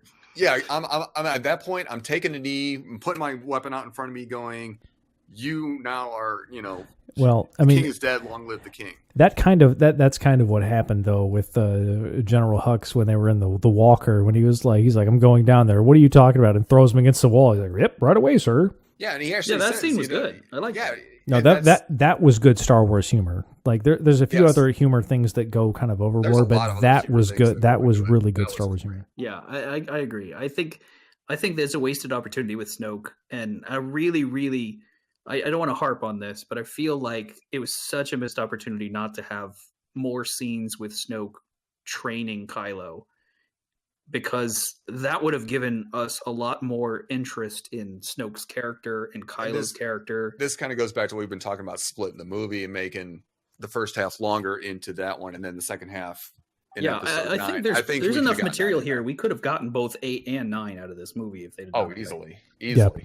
And I kind of feel like the same. I don't know if I've ever talked to any one of you about this, but I feel like they could have done that with Return of the Jedi, because I feel like that could have been 2 movies. One with possibly saving. There wasn't quite as much substance, but you're right. I could see it happening. Like one with saving Han and the other with defeating, because I feel like that was just separate at that point. I'm like, you could have saved Han. I think they could have done a little bit more even in the hunt for Han, and then go. Well, true, because the first movie was all about finding blueprints. I mean, you boil it down. Basically, it's about finding blueprints and to destroy something. And this could the other one could have been finding Han. And isn't episode 7 the hunt for a blueprint as well? The map to Luke Skywalker? Well, episode 7 is largely episode 4. We've been over right, exactly. I'm just throwing another. Sure, but see, the thing that I like about episode 7 was that it reminded the old audience of the magic of Star Wars, and it showed a new audience the magic of Star Wars. And I think that's the perfect brilliance of episode 7. I agree. I love episode 7. And that's why I think The Force Awakens is a great film. And Derek, I remember texting you after I went to see the film, and I'm like, I have my issues with it, but I was like, I think it's a great film. Oh yeah, because I agree. It captured that magic. I remember coming out of the theater, and the very first thought I had was that was the first time something felt like Star Wars again. Yeah, I actually had tears in my eyes watching 7. This one, I only teared up a little bit, and that was at the end. Well, for me, it's mainly Carrie Fisher that I got emotional about. Exactly, that's right. That's what I was thinking. Because what a movie to go out on, Yeah, but I think that 7, it's rehashing argument aside. The only real problem I have with 7 is simply the fact that I think it's a little too nostalgic. And I would have preferred them to do a lot more moving the story forward. There's a couple of fan service shots that I feel could have been negated from episode 7. I'm talking like even just the art direction. I'm talking like I wish that the X-Wings looked like 20 years of advancement. I wish that the TIE fighters looked this is another good point. Because what I like about The Last Jedi is that I feel like the walkers have advanced a little bit, Right, they had progressed. And even Kylo having his own advanced TIE fighter is a progression as well. The one thing it kind of mirrors the final battle when they're using those little skiff speeders on Crate. I thought that was great because they're old. It's a throwback to using the old Rebellion ships and everything. But what I would have actually preferred, and this is a little sideways, instead of using those skiff speeders, bring back the snow speeders. There's a line in Empire that says that they're having a problem with the speeders adapting to the cold. Who says that you couldn't use them on another planet? That would have been a great way to throw back a little bit even farther back into the Rebellion. Bring back the snow speeders from Hoth and use them on this planet as well. Don't bring a new vehicle, harp back to an older one. Yeah, I mean, I think these new ones are fine, but I like what you're going for. I like that idea. I do think that this movie was better about like updating the designs, and they were tied to what was done on 7. I'm just saying that for me, 7, I think that's something I would have changed with 7 is that 7 felt a little too close to like, it's supposed to be like 20, 30 years in the future, and it just didn't really didn't seem like it. Yeah. I agree. And that's why I would have loved, and using the dichotomy of it, seeing the progression of the First Order being all new and having this technology, and then having the rebels go back to their old beat up ships and everything. I thought it was a great, it's almost kind of like the fight between the Ewoks and the Empire on Endor, using old technology versus the newer technology. Yeah, I agree. What we should keep it moving though. Who's next? I think we're left with Rose and Finn, and then the big one. Yeah, we got Rose and Finn, and we have. Well, see, here's the thing. We have Rose, Finn, we have Luke. We need to talk about the Porgs, and we also have Phasma. So we have a lot of things actually to cover. Yeah, so I think we can let's pick touch and briefly on Phasma. see. We because it'll can be quick. Yeah, Phasma's going to be quick, and the Porgs will probably be pretty quick too. Let's Right. just power through those. All right, so let's power through the Porgs first, and then Phasma, because I think Porgs have less of a presence than Phasma, even though that's not saying much. Okay, Porgs, Chris. Porgs, the marketing ploy of episode 8 in It's Christmas time. It's Christmas time, yes. Being a retail worker, there are porgs everywhere. But what I was talking with you before the podcast, Ben, was the lore of winged creatures in Force lore itself. If you look at a lot of, again, expanded universe stuff, and even in the movies, every Force-rich place has winged creatures. Even Dagobah had winged creatures, but there's a connection between winged creatures or bird-like animals connecting to the Force. And there's some connection, I can't remember what it was, but I think that that's a little small Easter egg, either intentional or unintentional. That I wonder if that's just a thematic thing, like representing freedom or something. It could be, freedom of flight, being able to spread your wings and go wherever you want. It's a definite symbol of Force ability, and I think that that's kind of, like you said, an art direction choice, but they're cute, they're cuddly, gives you something to give your small 1, 2, 3-year-old future Star Wars fans in their beds and cribs to hold on to connect them to the movies. Yeah, nobody gave their kids a Minoc. I have a couple Minocs with my Millennium Falcon, but you're right, there's no Minoc creatures out there other than that almost sounds like a personal problem. You're right, it is. Like I have Minoc, like I need to go to the doctor. Yeah. I need my technically Minoc. they are parasites.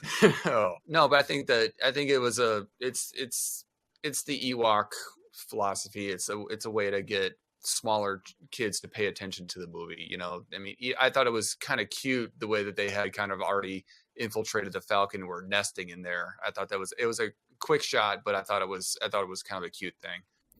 Yeah. Okay, I'm gonna be honest. I absolutely adore the Porgs, but I feel like I would have liked them a lot better had I not known about them until I watched the movie. Right now, had you never seen them in a trailer, it would have been a cute thing. Yes, I mean, honest to God, I think if I'd have just seen this movie and they'd have been in there exactly as they are, I would be obsessed with them. Like I'd have 16 of them on order right now. Really, like, really, I'd have. 12. Yeah, I mean, I'm just saying, like, I would have so much merchandise and everything because I thought they were absolutely adorable and they were hilarious. The only problem I have is that I had 6 months of Disney shoving them down my throat and just constantly telling me, "You're gonna love these. You're gonna love these. You're gonna love these." To the point where I had like a almost repulsion towards them. Yeah. And the thing is like I still thought that the scenes were hilarious. I absolutely adore the scene with Chewie. Kind of knocking him off the console when he's trying to like punch the next button and the guy just like get on my way. That scene's great too, but I'm talking about when he's trying to eat one. Yeah. Oh my God, I forgot about that. Yeah.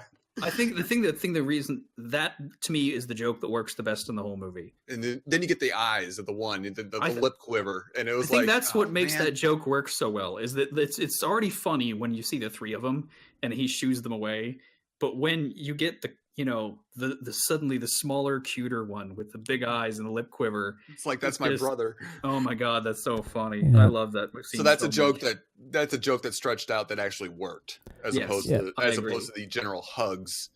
To me, it feels like Shrek and Puss in Boots. Oh, the big eyes. Well, I mean, it's definitely an old joke. I mean, the whole "please don't eat my friend" or whatever joke. I mean, this has been done in a lot of stuff. It's still funny. I still think it works. I think that the Porgs are really adorable. I love the fact that they nested in the Millennium Falcon. Yeah. Well, I thought they were great. My only problem is that I'm probably not going to get merchandise or anything related to them. No, and simply because I got so almost offended that Disney was so certain that we were all just going to love these things so much that they were just shoving them down our throat for 6 months. Yeah, well, that's the thing. This movie came out before Christmas, and I feel like, we got to really like try to emphasize these. But speaking of, the merchandising rights for a lot of movies like this kind of true when Force Friday's back, it's normal. 3 months prior, and all the new merchandise comes out. You have 3 months to look at all of it. It's a lot. No, it's normal, and honestly, I'm fine with it. And again, if it had just been a toy, then that would have been an issue. The problem is that they intentionally played it up. They intentionally made a big deal out of this. Like when they had the trailer reveal, with the big convention thing they did, they talked heavily about porgs. When they did the merchandise reveal, they talked heavily about porgs. Like they knew that they wanted this to be a big thing, and they made it's a marketing towards kids, and they made a big stink about it. And I'm very happy that they didn't end up being Ewoks. Like, I'm very happy that they didn't like weirdly try to make them like a linchpin to the story. Like they're on the Falcon trying to fix the hyperdrive. Yeah, I think they're great just the way they are. I think it would have been perfect just had they not just tried so hard to just be like, love this, and smashing it in your face. Like, and I do want to clarify, I don't think they're shoving them in your face in the movie at all. No, I'm saying the marketing outside of the movie was shoving them in your face constantly. Like everything, absolutely, constantly porg. Yeah, I work in retail, and as far as merchandising goes, there are porg everything, and it's not just action figures; it's dolls and pillows and everything, and they are the front. But again, that effect would have been a lot stronger had they just not made a big fuss about it. And I agree. But like I said, that said, I still think they're adorable. Still loved them in the movie. Thought they were actually one of the highlights, which is weird for me because I was really expecting to hate them. Like, Yeah, they were going to be the next Gungans, and like you're like, oh, I want the Ewoks back. I want the Ewoks back, and I will defend the Ewoks. I actually like them. I know a lot of fans. This is an unpopular opinion, but I actually really like what they were trying to do with the Ewoks. No, I agree with you. Which was trying to show. I love the idea that like all of the Emperor's carefully laid plans are disrupted because the small indigenous group that he deemed beneath his notice actually disrupts the whole thing. Like thematically and from a storytelling standpoint, I think the Ewoks are fantastic. It's just the execution where they're just too cutesy and too obviously a merchandising grab that make the Ewoks kind of bad. Okay, Derek, I just thought of our next short film is we need to remake scenes of Return of the Jedi as a horror movie with deadly teddy bears. Ooh, I'll pay money to see that. That could be fun. Yeah. The Death Star 2 blows up, radiation leaks upon the planet, all the Ewoks turn rabid. Yeah, that's also kind of a funny what if.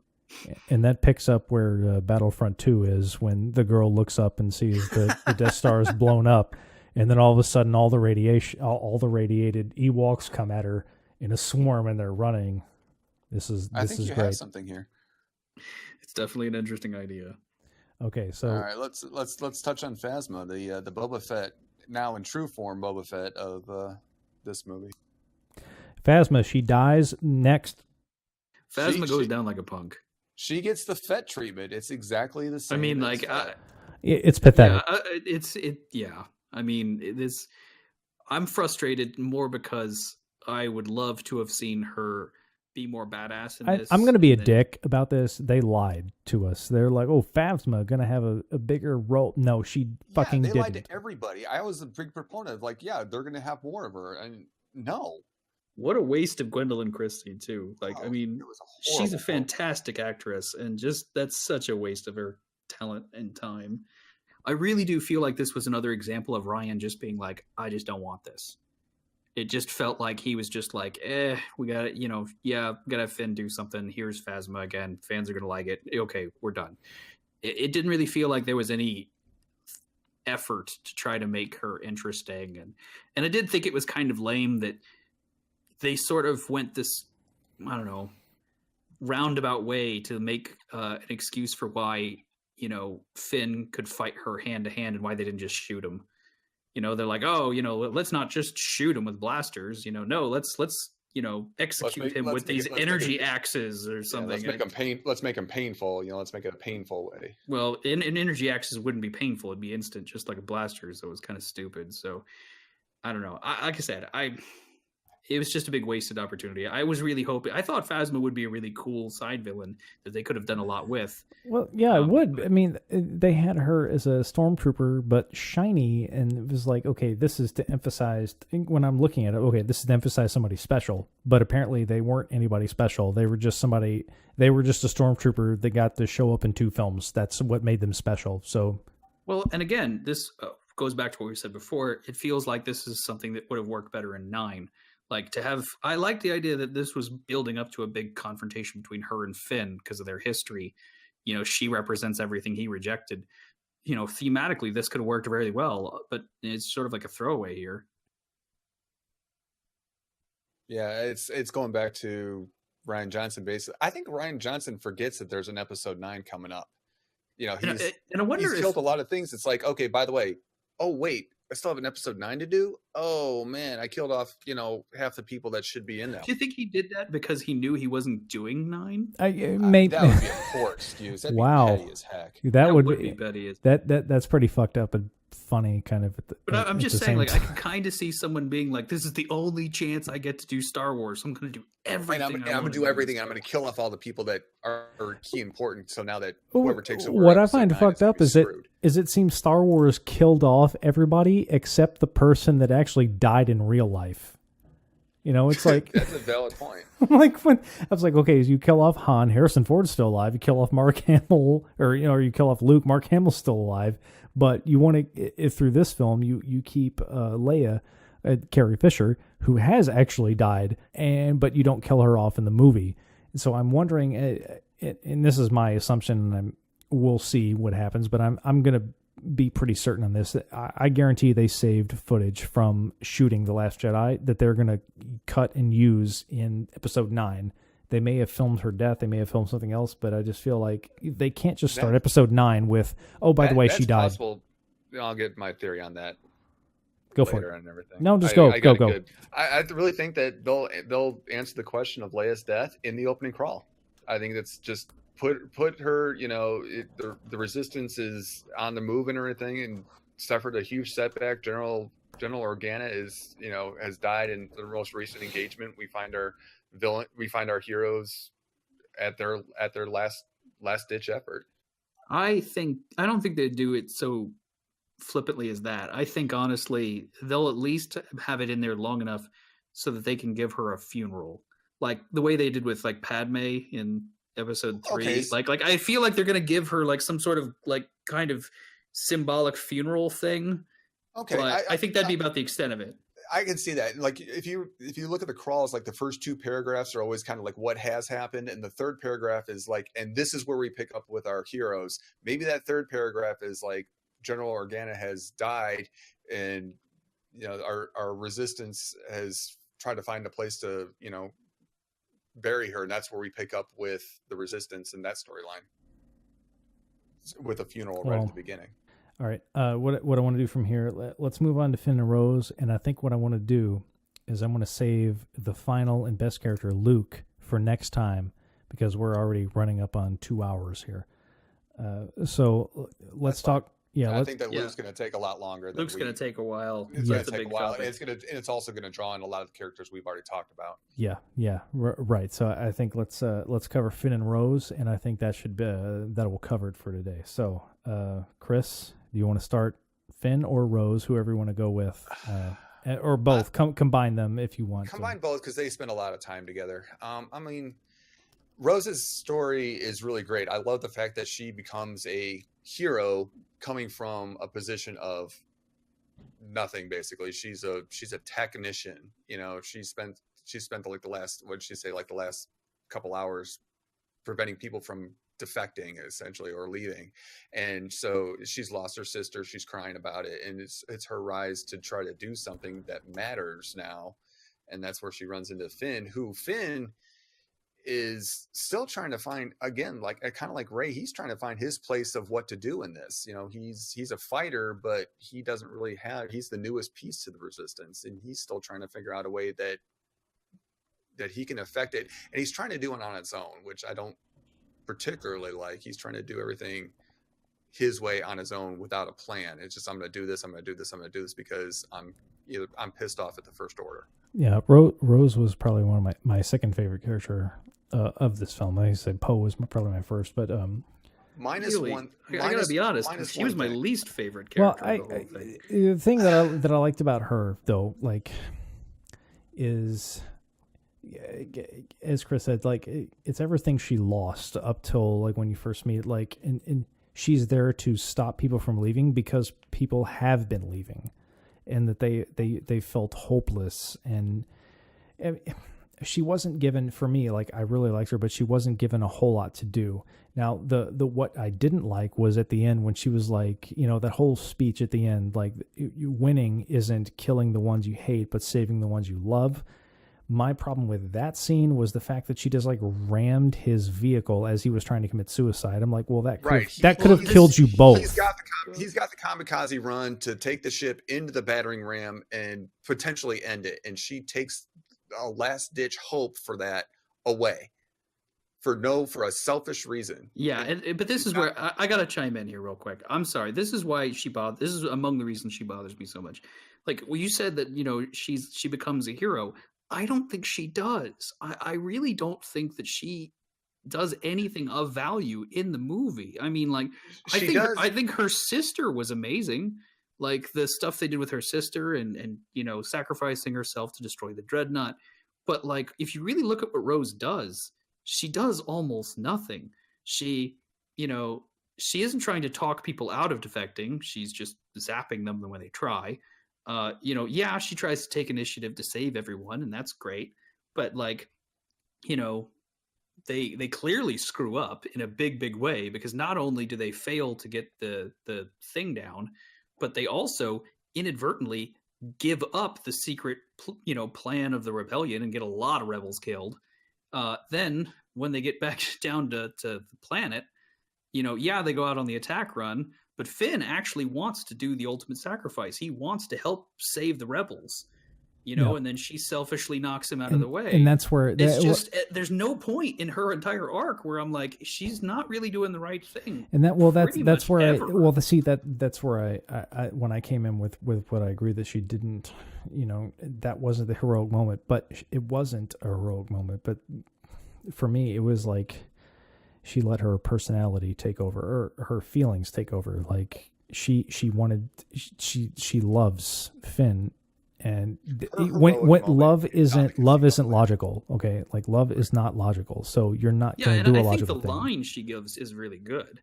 That whole saving the things we love. I think that's a very powerful line. It's well written. But it's also hard to believe that she fell in love with Finn after spending like 10 hours. No, and that's where I agree with you too. Like, it just seems like very short and easy, especially when she first met him, to the fact that, like, she basically hates him, like, when they met in this very short time.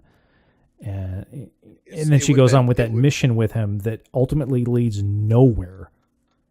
Right. It would have been better in the final had she knocked his speeder out of the beam and self-sacrificed herself, giving that speech to him over the microphone as she's going in.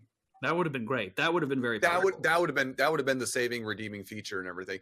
Her heroic moment actually happens on Cato Bright, the casino planet, when she essentially frees the animals and frees the kids, because she's lived her whole life under the power of these money grubbing, hungry people that are now rich. It's everything. That's her saving moment. Yeah, but she doesn't actually. She doesn't freeze the kids, though. She doesn't free the kids. She only frees the animals. Right, but she gives the kids hope, and that's where the end of that's where that final scene with the kid, the broom and everything like that is. She gives them hope beyond the life that they already know.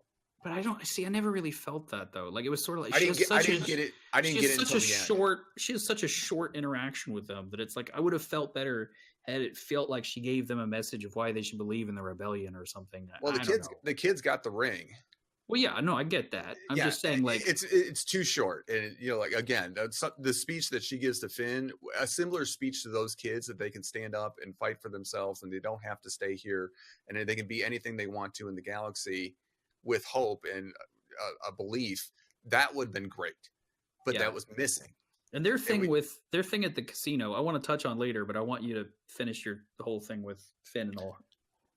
Yeah, I think it was a lost mission. I think that we're, again, back to the understanding, if we'd split this movie up, it would have been, there could have been a lot more. They could have assembled more people on that planet to come back with them to join the resistance.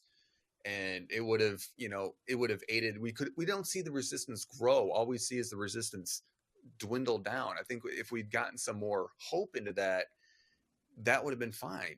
They didn't do anything except fail a mission that ultimately leads them, to the juggernaut. But there was a lack of success there. Their success ends up being a betrayal. And I do think that one intention Ryan had with this movie was to make failure a theme of the movie, that failure is okay. It is a good teacher, like Yoda's line. I do think that he intentionally wanted some of these characters to fail, like Finn and Rose and Poe. I think he intentionally wrote stuff in there so that the characters would fail and learn a lesson. It just doesn't feel like, it doesn't come across that way because but because there's no overtly big success out of the failure until the very, very end, and we don't see those small wins. It just doesn't pay it off, really. There's no payout. Yeah, had we seen some of the failures come back around and produce a good thing at some point, even if it's minor, everything that it's almost every decision has led to a big failure in the end until the very end where they get away. But the mutiny, the mission that fails, the charging into the blaster, the doorbuster beam and everything's a failure with no success until the very end, until Luke comes and basically saves the day. Yeah, basically. Yeah. So there's the failure. Learning from failure is a good point. It's a great message, but we don't see it. There's a whole bunch of buildup for it, but there's no payout of success. And that's why a lot of this feels pointless. I think that's the big reason that Finn and Rose's storyline feels so like pointless and worthless, is because it's not paid off. It's forced. It's like no pun intended. And that's forced on it. I see what you did there. Yeah, totally unintentional, but I like that you picked up on that. But so the relationship between the two of them, can it go anywhere? Because it's also completely one-sided. It's all her towards him. It's hero worship to a point, because she has only heard stories about him as this hero. Yes, he disappoints her by trying to run away, but now that they've done this mission and everything and failed again, it's like, is he really the hero that she wants him to be? But she's still hero worshiping him. And that's where her infatuation comes from. And I don't think that anything should come out of this in episode 9. And again, I wonder how much of this is like, did Bryan Johnson just be like, "Oh, Rey and Finn? No, I don't want to do that." I'd rather mess with Rey and Kylo being together, and I don't know. It just feels more like he was trying to give an alternative. Yeah, he was trying to subvert expectations and not create a failure, but in doing so, with all these surprises, he's almost created exactly what he didn't want to do. I mean, it's unfortunate that this movie has gotten panned so critically because of it, where it could have easily been, had he gone kind of with the flow of things and kind of kept the story going and everything the way it should have gone, he would have created another success. I love the movie. I thought it was a great movie. Okay, yeah. I want to stress this to everybody out there. I did not hate the movie. I did not hate it. I'm just voicing criticisms or my issues with it. Yeah, and I will say that I do think that this was very reactionary. I think they got so much heat from everybody saying episode 7 was rehash. And, oh, you're just redoing the same thing over and over again. Oh, you're just remaking 4. Oh, they better not make 8 the same as Empire. I think that this is almost too far in the other direction. Like, they're so concerned with not doing that now they went and went too far the other side. But I will say, I think I'm leaning more towards not liking the movie just slightly. But I want to make it clear that I think that's okay. I'm getting a little bothered by the fact that everywhere I go online, it's so incredibly polarized and it's so vicious. And it's weird how I feel like a lot of people it's like they're basically saying it's not okay if you don't like the movie, or it's not okay if you just love the movie. You know, And that to me that completely hurts. outright. To me, It's that like, hurts filmmaking in general because agree. every filmmaker is putting themselves out there. Like not just a filmmaker, but because I mean, filmmaker is a very general term because filmmaker can include a director, a writer, a DP. Like these There's a are lot of people that work on filmmakers. this. Yeah, There are a lot ton. of people. So when you disparage something, because we've discussed this before, like filmmaking is capturing lightning in a bottle. Like everything has to line up perfectly to make a great film. Like you can't even have a costume off. Like if one costume is off, you can fuck a movie so bad. Right. And so Exactly. yeah, And I to want to disparage point out it, that my criticisms, you know, if it seems like I'm being more harsh than other people, it's simply because I'm like, as a filmmaker myself, I am really obsessed with what makes something work and what doesn't. right? And I And love Derek, to, you and like, I have done dissect. a couple of films together, so we Right. you know I'm on that same level. Like of I get it. I mean, granted, I've been more on the films that I've worked with you. I've been the sound guy, but just even being a sound And that's engineer. really important. Well, true, and even being a sound engineer, like the sound can fuck a movie. So even if Very you if you gave and you produced a perfect writing movie, perfect directing, everything was perfect, the acting, but if I fucked over the sound, I've fucked your movie. I'm sorry, I just hit the F word a bunch of times in that, but I mean, but that's just to emphasize, like, it is a very delicate balance. And so Yeah, and I want to make it clear that like I have an amazing amount of respect for just any movie that just gets done. You know, because the thing is, it's a Herculean effort. I mean, every time a movie just even makes it out for release, that's something to be celebrated because that's a lot of people working really hard to do the same thing and to try to, and everybody really wants to believe their movie is going to be great. So I don't want to disparage anybody. I'm just saying I think that it raises cinema. You know, I think that, you know, by analyzing film, we can help elevate the art form by saying this works and this doesn't. I'm not sitting here just being like, oh, they're evil and Ryan Johnson ruined my childhood and I hate these things and blah, blah, blah, fanboyism. No, it's because to me, I want to hold the movies to an extremely high standard. And I want to say, I think this worked and I think this didn't. But it doesn't mean I don't enjoy the movie. It doesn't mean it's a bad thing. It's just, this is my take. Right. There's the line of the expression of artist interpretation around that. It's the artist's person, whether you're director, producer, creator, whatever in Right. the film industry. It's your story. It's your vision. I mean, Star Wars itself by George Lucas back in the 70s, the original one around that, could have flopped miserably. It could have been the biggest failure in the world. Fortunately, it was put out at the amazing how right, many things saved that.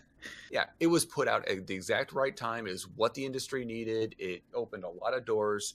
Ben, you know exactly with my hobby with living history, how much, you know, attention to detail that I've put into my work and I see other people put into their work, so that when I see a movie like, you know, for lack of a better example, The Patriot or Last of the Mohicans or the TV show Turn. I was about to say Last of the Mohicans and all that. Right, but when I see all that stuff and when it's done, especially in the costuming and retelling of history, especially good points in history, when you rewrite history, stuff that actually happened to produce the story and everything like that, it's almost, to my point, offensive, to the point that everything that I've put 20 something years of research and, you know, into the hobby, into educating people that come and see me about what their history is, it's almost offensive to see it, because now you're doing it just for the sake of entertainment. I love the fact that you're doing it, but take the time to do it justice. Exactly. Perfect, Do it yeah. right, because now you're insulting not only, you know, the people that do what I do and everything, but you're insulting people's ancestors that were involved with that. And, you know, so your attention to detail and, you know, doing it quote unquote correctly is important to that aspect. But there again, those are left open to artist interpretations. You can make whatever you want. Hopefully you make a good product that's entertaining and enjoyable for masses. But there's also time to consider the fans and why you're making this. Are you making it just for the money to produce it? Possibly. But are you also trying to make a work of art that will stand the test of time? Sure. Well, and unfortunately, that's a very difficult thing with the modern Hollywood system, because it is so dominated by charts and demographics and data. And this sold really well here and this plays really well in China and et cetera, et cetera, et cetera. So like trying to make something of artistic merit in the middle of that, pool of stuff is, incredibly hard. So I'm going to cut him a lot of credit. I mean, I'm kind of cutting Star Wars a lot of slack here. I'm just saying that a lot of my criticisms, I'm just going to boil down to, as a storyteller, I think a lot of these are story problems. They're not necessarily like, I still think there's amazing stuff about the new movie. I love the way it looks. It is just stupidly gorgeous. The effects are great. I think all that's fantastic. For me, like I said, the nitpicky parts are story. And just to wrap up my last thoughts on Finn and Rose, I really, really, really don't like how underused Finn is. I thought he was kind of wasted. They do give him a very minor arc in the fact that he starts off not really caring about the rebellion and then caring about the rebellion. But I didn't feel that change happen in him. Like his arc felt a little unearned. Yeah, because I didn't know at what point he got the message that he should care. Right, and see, this is where we got a great message of that in episode 7. Like you saw where he changed his mind at that very beginning scene. It felt like he just reset in this movie. It's like, oh, he's going to learn the same lesson all over again. Yeah, okay. When he saw Rey being taken off by Kylo and like that, and he screams out her name and goes charging after him. He knows at that point that he's more committed to her than I think that he is to the Resistance. Which I think is the justification they were kind of going with, was just that he's loyal to Rey, not the Resistance. And exactly, and I think that's still playing out. But I think he sees more of the Resistance as a way to help Rey and her path and everything. Right. I just think that could have all been handled way better. It could have been explained more. Again, it's a lack of character development. There's very little time with any of these characters where they just talk or explore their emotions or feelings or their history or anything else, because it's all plot. It's all here's what's immediately happening right now, and how do we move to the next plot point? And then you don't feel like you ever get to know anybody or get attached to them, and that's a problem, because then you're not rooting for them and you don't feel deeply emotionally connected to them. Because my biggest problem with Rose, aside from what I've mentioned, is I just don't really know anything about her. I mean, yeah, it sucks about her sister, and I'm sorry. And she's the only one that actually has a bit of character development, because she actually says, like, oh, I grew up in a place like this. But I had a real problem with the fact that somehow justifies her just destroying the casino. Yeah. It's like... It's too much, I mean, it's like, look, just because there's some asshole people here who are probably rich for, nefarious reasons, doesn't mean that it's okay to just destroy the city. Like, my God, like, this is a bit of an overreaction. It's kind of like saying, this person reminds me of someone who hurt me once before, so I'm totally justified in beating the shit out of them. Like, what? Exactly. Like, I don't... Okay, yeah, at least the animals were definitely mistreated, so, okay, free the animals. But, like, the kids aren't free. They're still slaves. That sucks. And I don't know. I guess what I'm saying is that whole storyline really, really, really could have been much better had it been developed properly. Sure. As it is, it's so throwaway. It doesn't serve anything. It's because it really didn't honestly go anywhere. And when you bring up character development this is one of the things I really appreciate about the sequel to Guardians of the Galaxy, and why I think it's one of the better sequels of another movie that's out there, because it builds on the characters, and it's character, like the first movie is plot driven, the second one's character driven. It's like, okay, you want to return to this universe because you want to know the characters. So let's explore right there, the what characters. You just said, that's exactly why Empire is so strong with everyone. Yes. Exactly, yes. Because they're all split apart. And we split apart all of our heroes in this movie. But we didn't get to know anybody. Yeah, we didn't develop anything. We get back to them all together almost at the same points that we left them at when they were together the first time. There's no change. There's no development. I know exactly the same amount of them as I did when we first met them. Yeah, and side note, why does Rey want to change Kylo so bad? Like, I remember thinking this after a while, where I was like, I understand why Luke wants to turn Vader. He's his father. He's his father. And that doesn't happen until he knows he's his father. When he goes to confront him in Empire, he's going to kill Vader because he's a threat to his friends. He has no interest in turning him until he realizes he's his father. Yeah, he's a threat to his friends, and he killed Obi-Wan, the only quote-unquote father figure that he's ever had. Yeah, if so... you took away my father, I'm pissed about it. Well, at the same time, though... But with Rey, it's like she's like, I can turn him, and I'm like, why? But Kylo also did kill... I mean, granted, that Kylo... Han was Kylo's father. Han was also the only father that Rey knew as well. Exactly. So that's what I'm saying. Like, I don't understand why Rey cares about turning him. Like, yeah, okay, they had a few conversations through the Force really quickly, but I just, again, it's just an unearned thing because it's a lack of character development because we don't know. They're not growing together. It's like why it just seems so out of the blue that Rose suddenly is like, I love Finn. Like, why? Well, okay. I don't get it.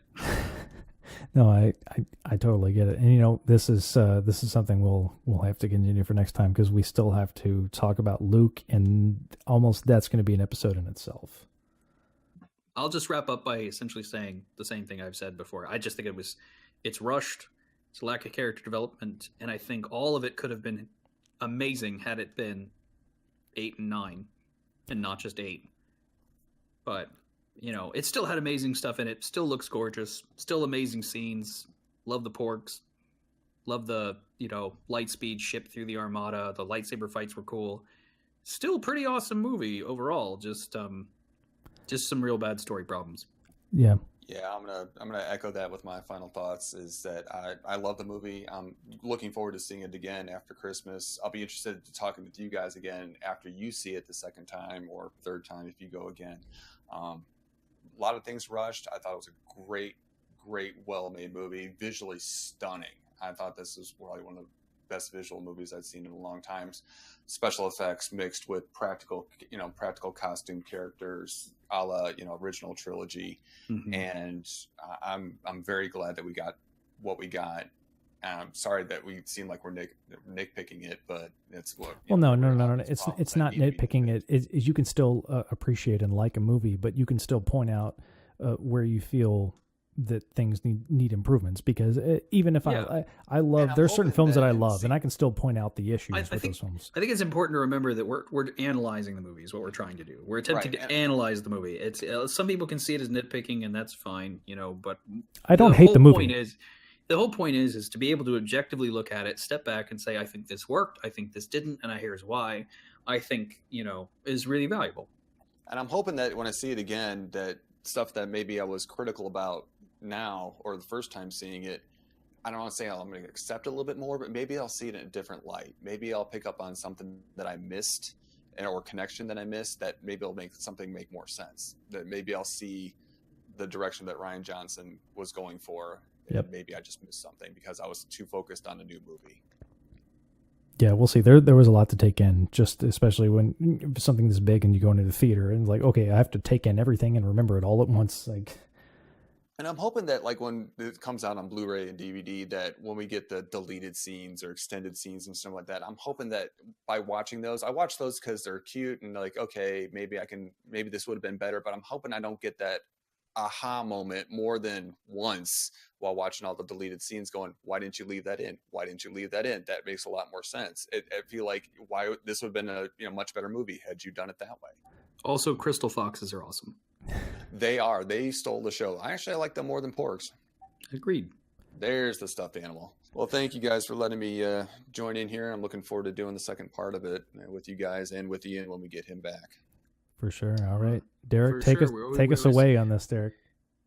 We're always happy to have you on board. We hope everybody has enjoyed this episode of Space Problems. We hope you join us next time for our final thoughts on Last Jedi, and then we promise we will move on from Star Wars. Yeah, this has to be our longest episode ever so far. There's a lot to go through, so I'm glad we took the time. But join us next time and the time after that, and for all future episodes. Please subscribe if you want to hear more from us. We love to hear your feedback. We always trying to improve the show. But until next time, I'm Derek. And I'm Ben. And I would like also to thank Chris one more time. And I'm sure Chris will probably be either a constant guest or probably end up being a full-time Space Problems panelist. I'd love to come back as often as you like to have me, guys. thank you again for all of our listeners out there. May the force be with you. All right. Well, until the next time, may the force be with us all, and we'll see you again on Space Problems.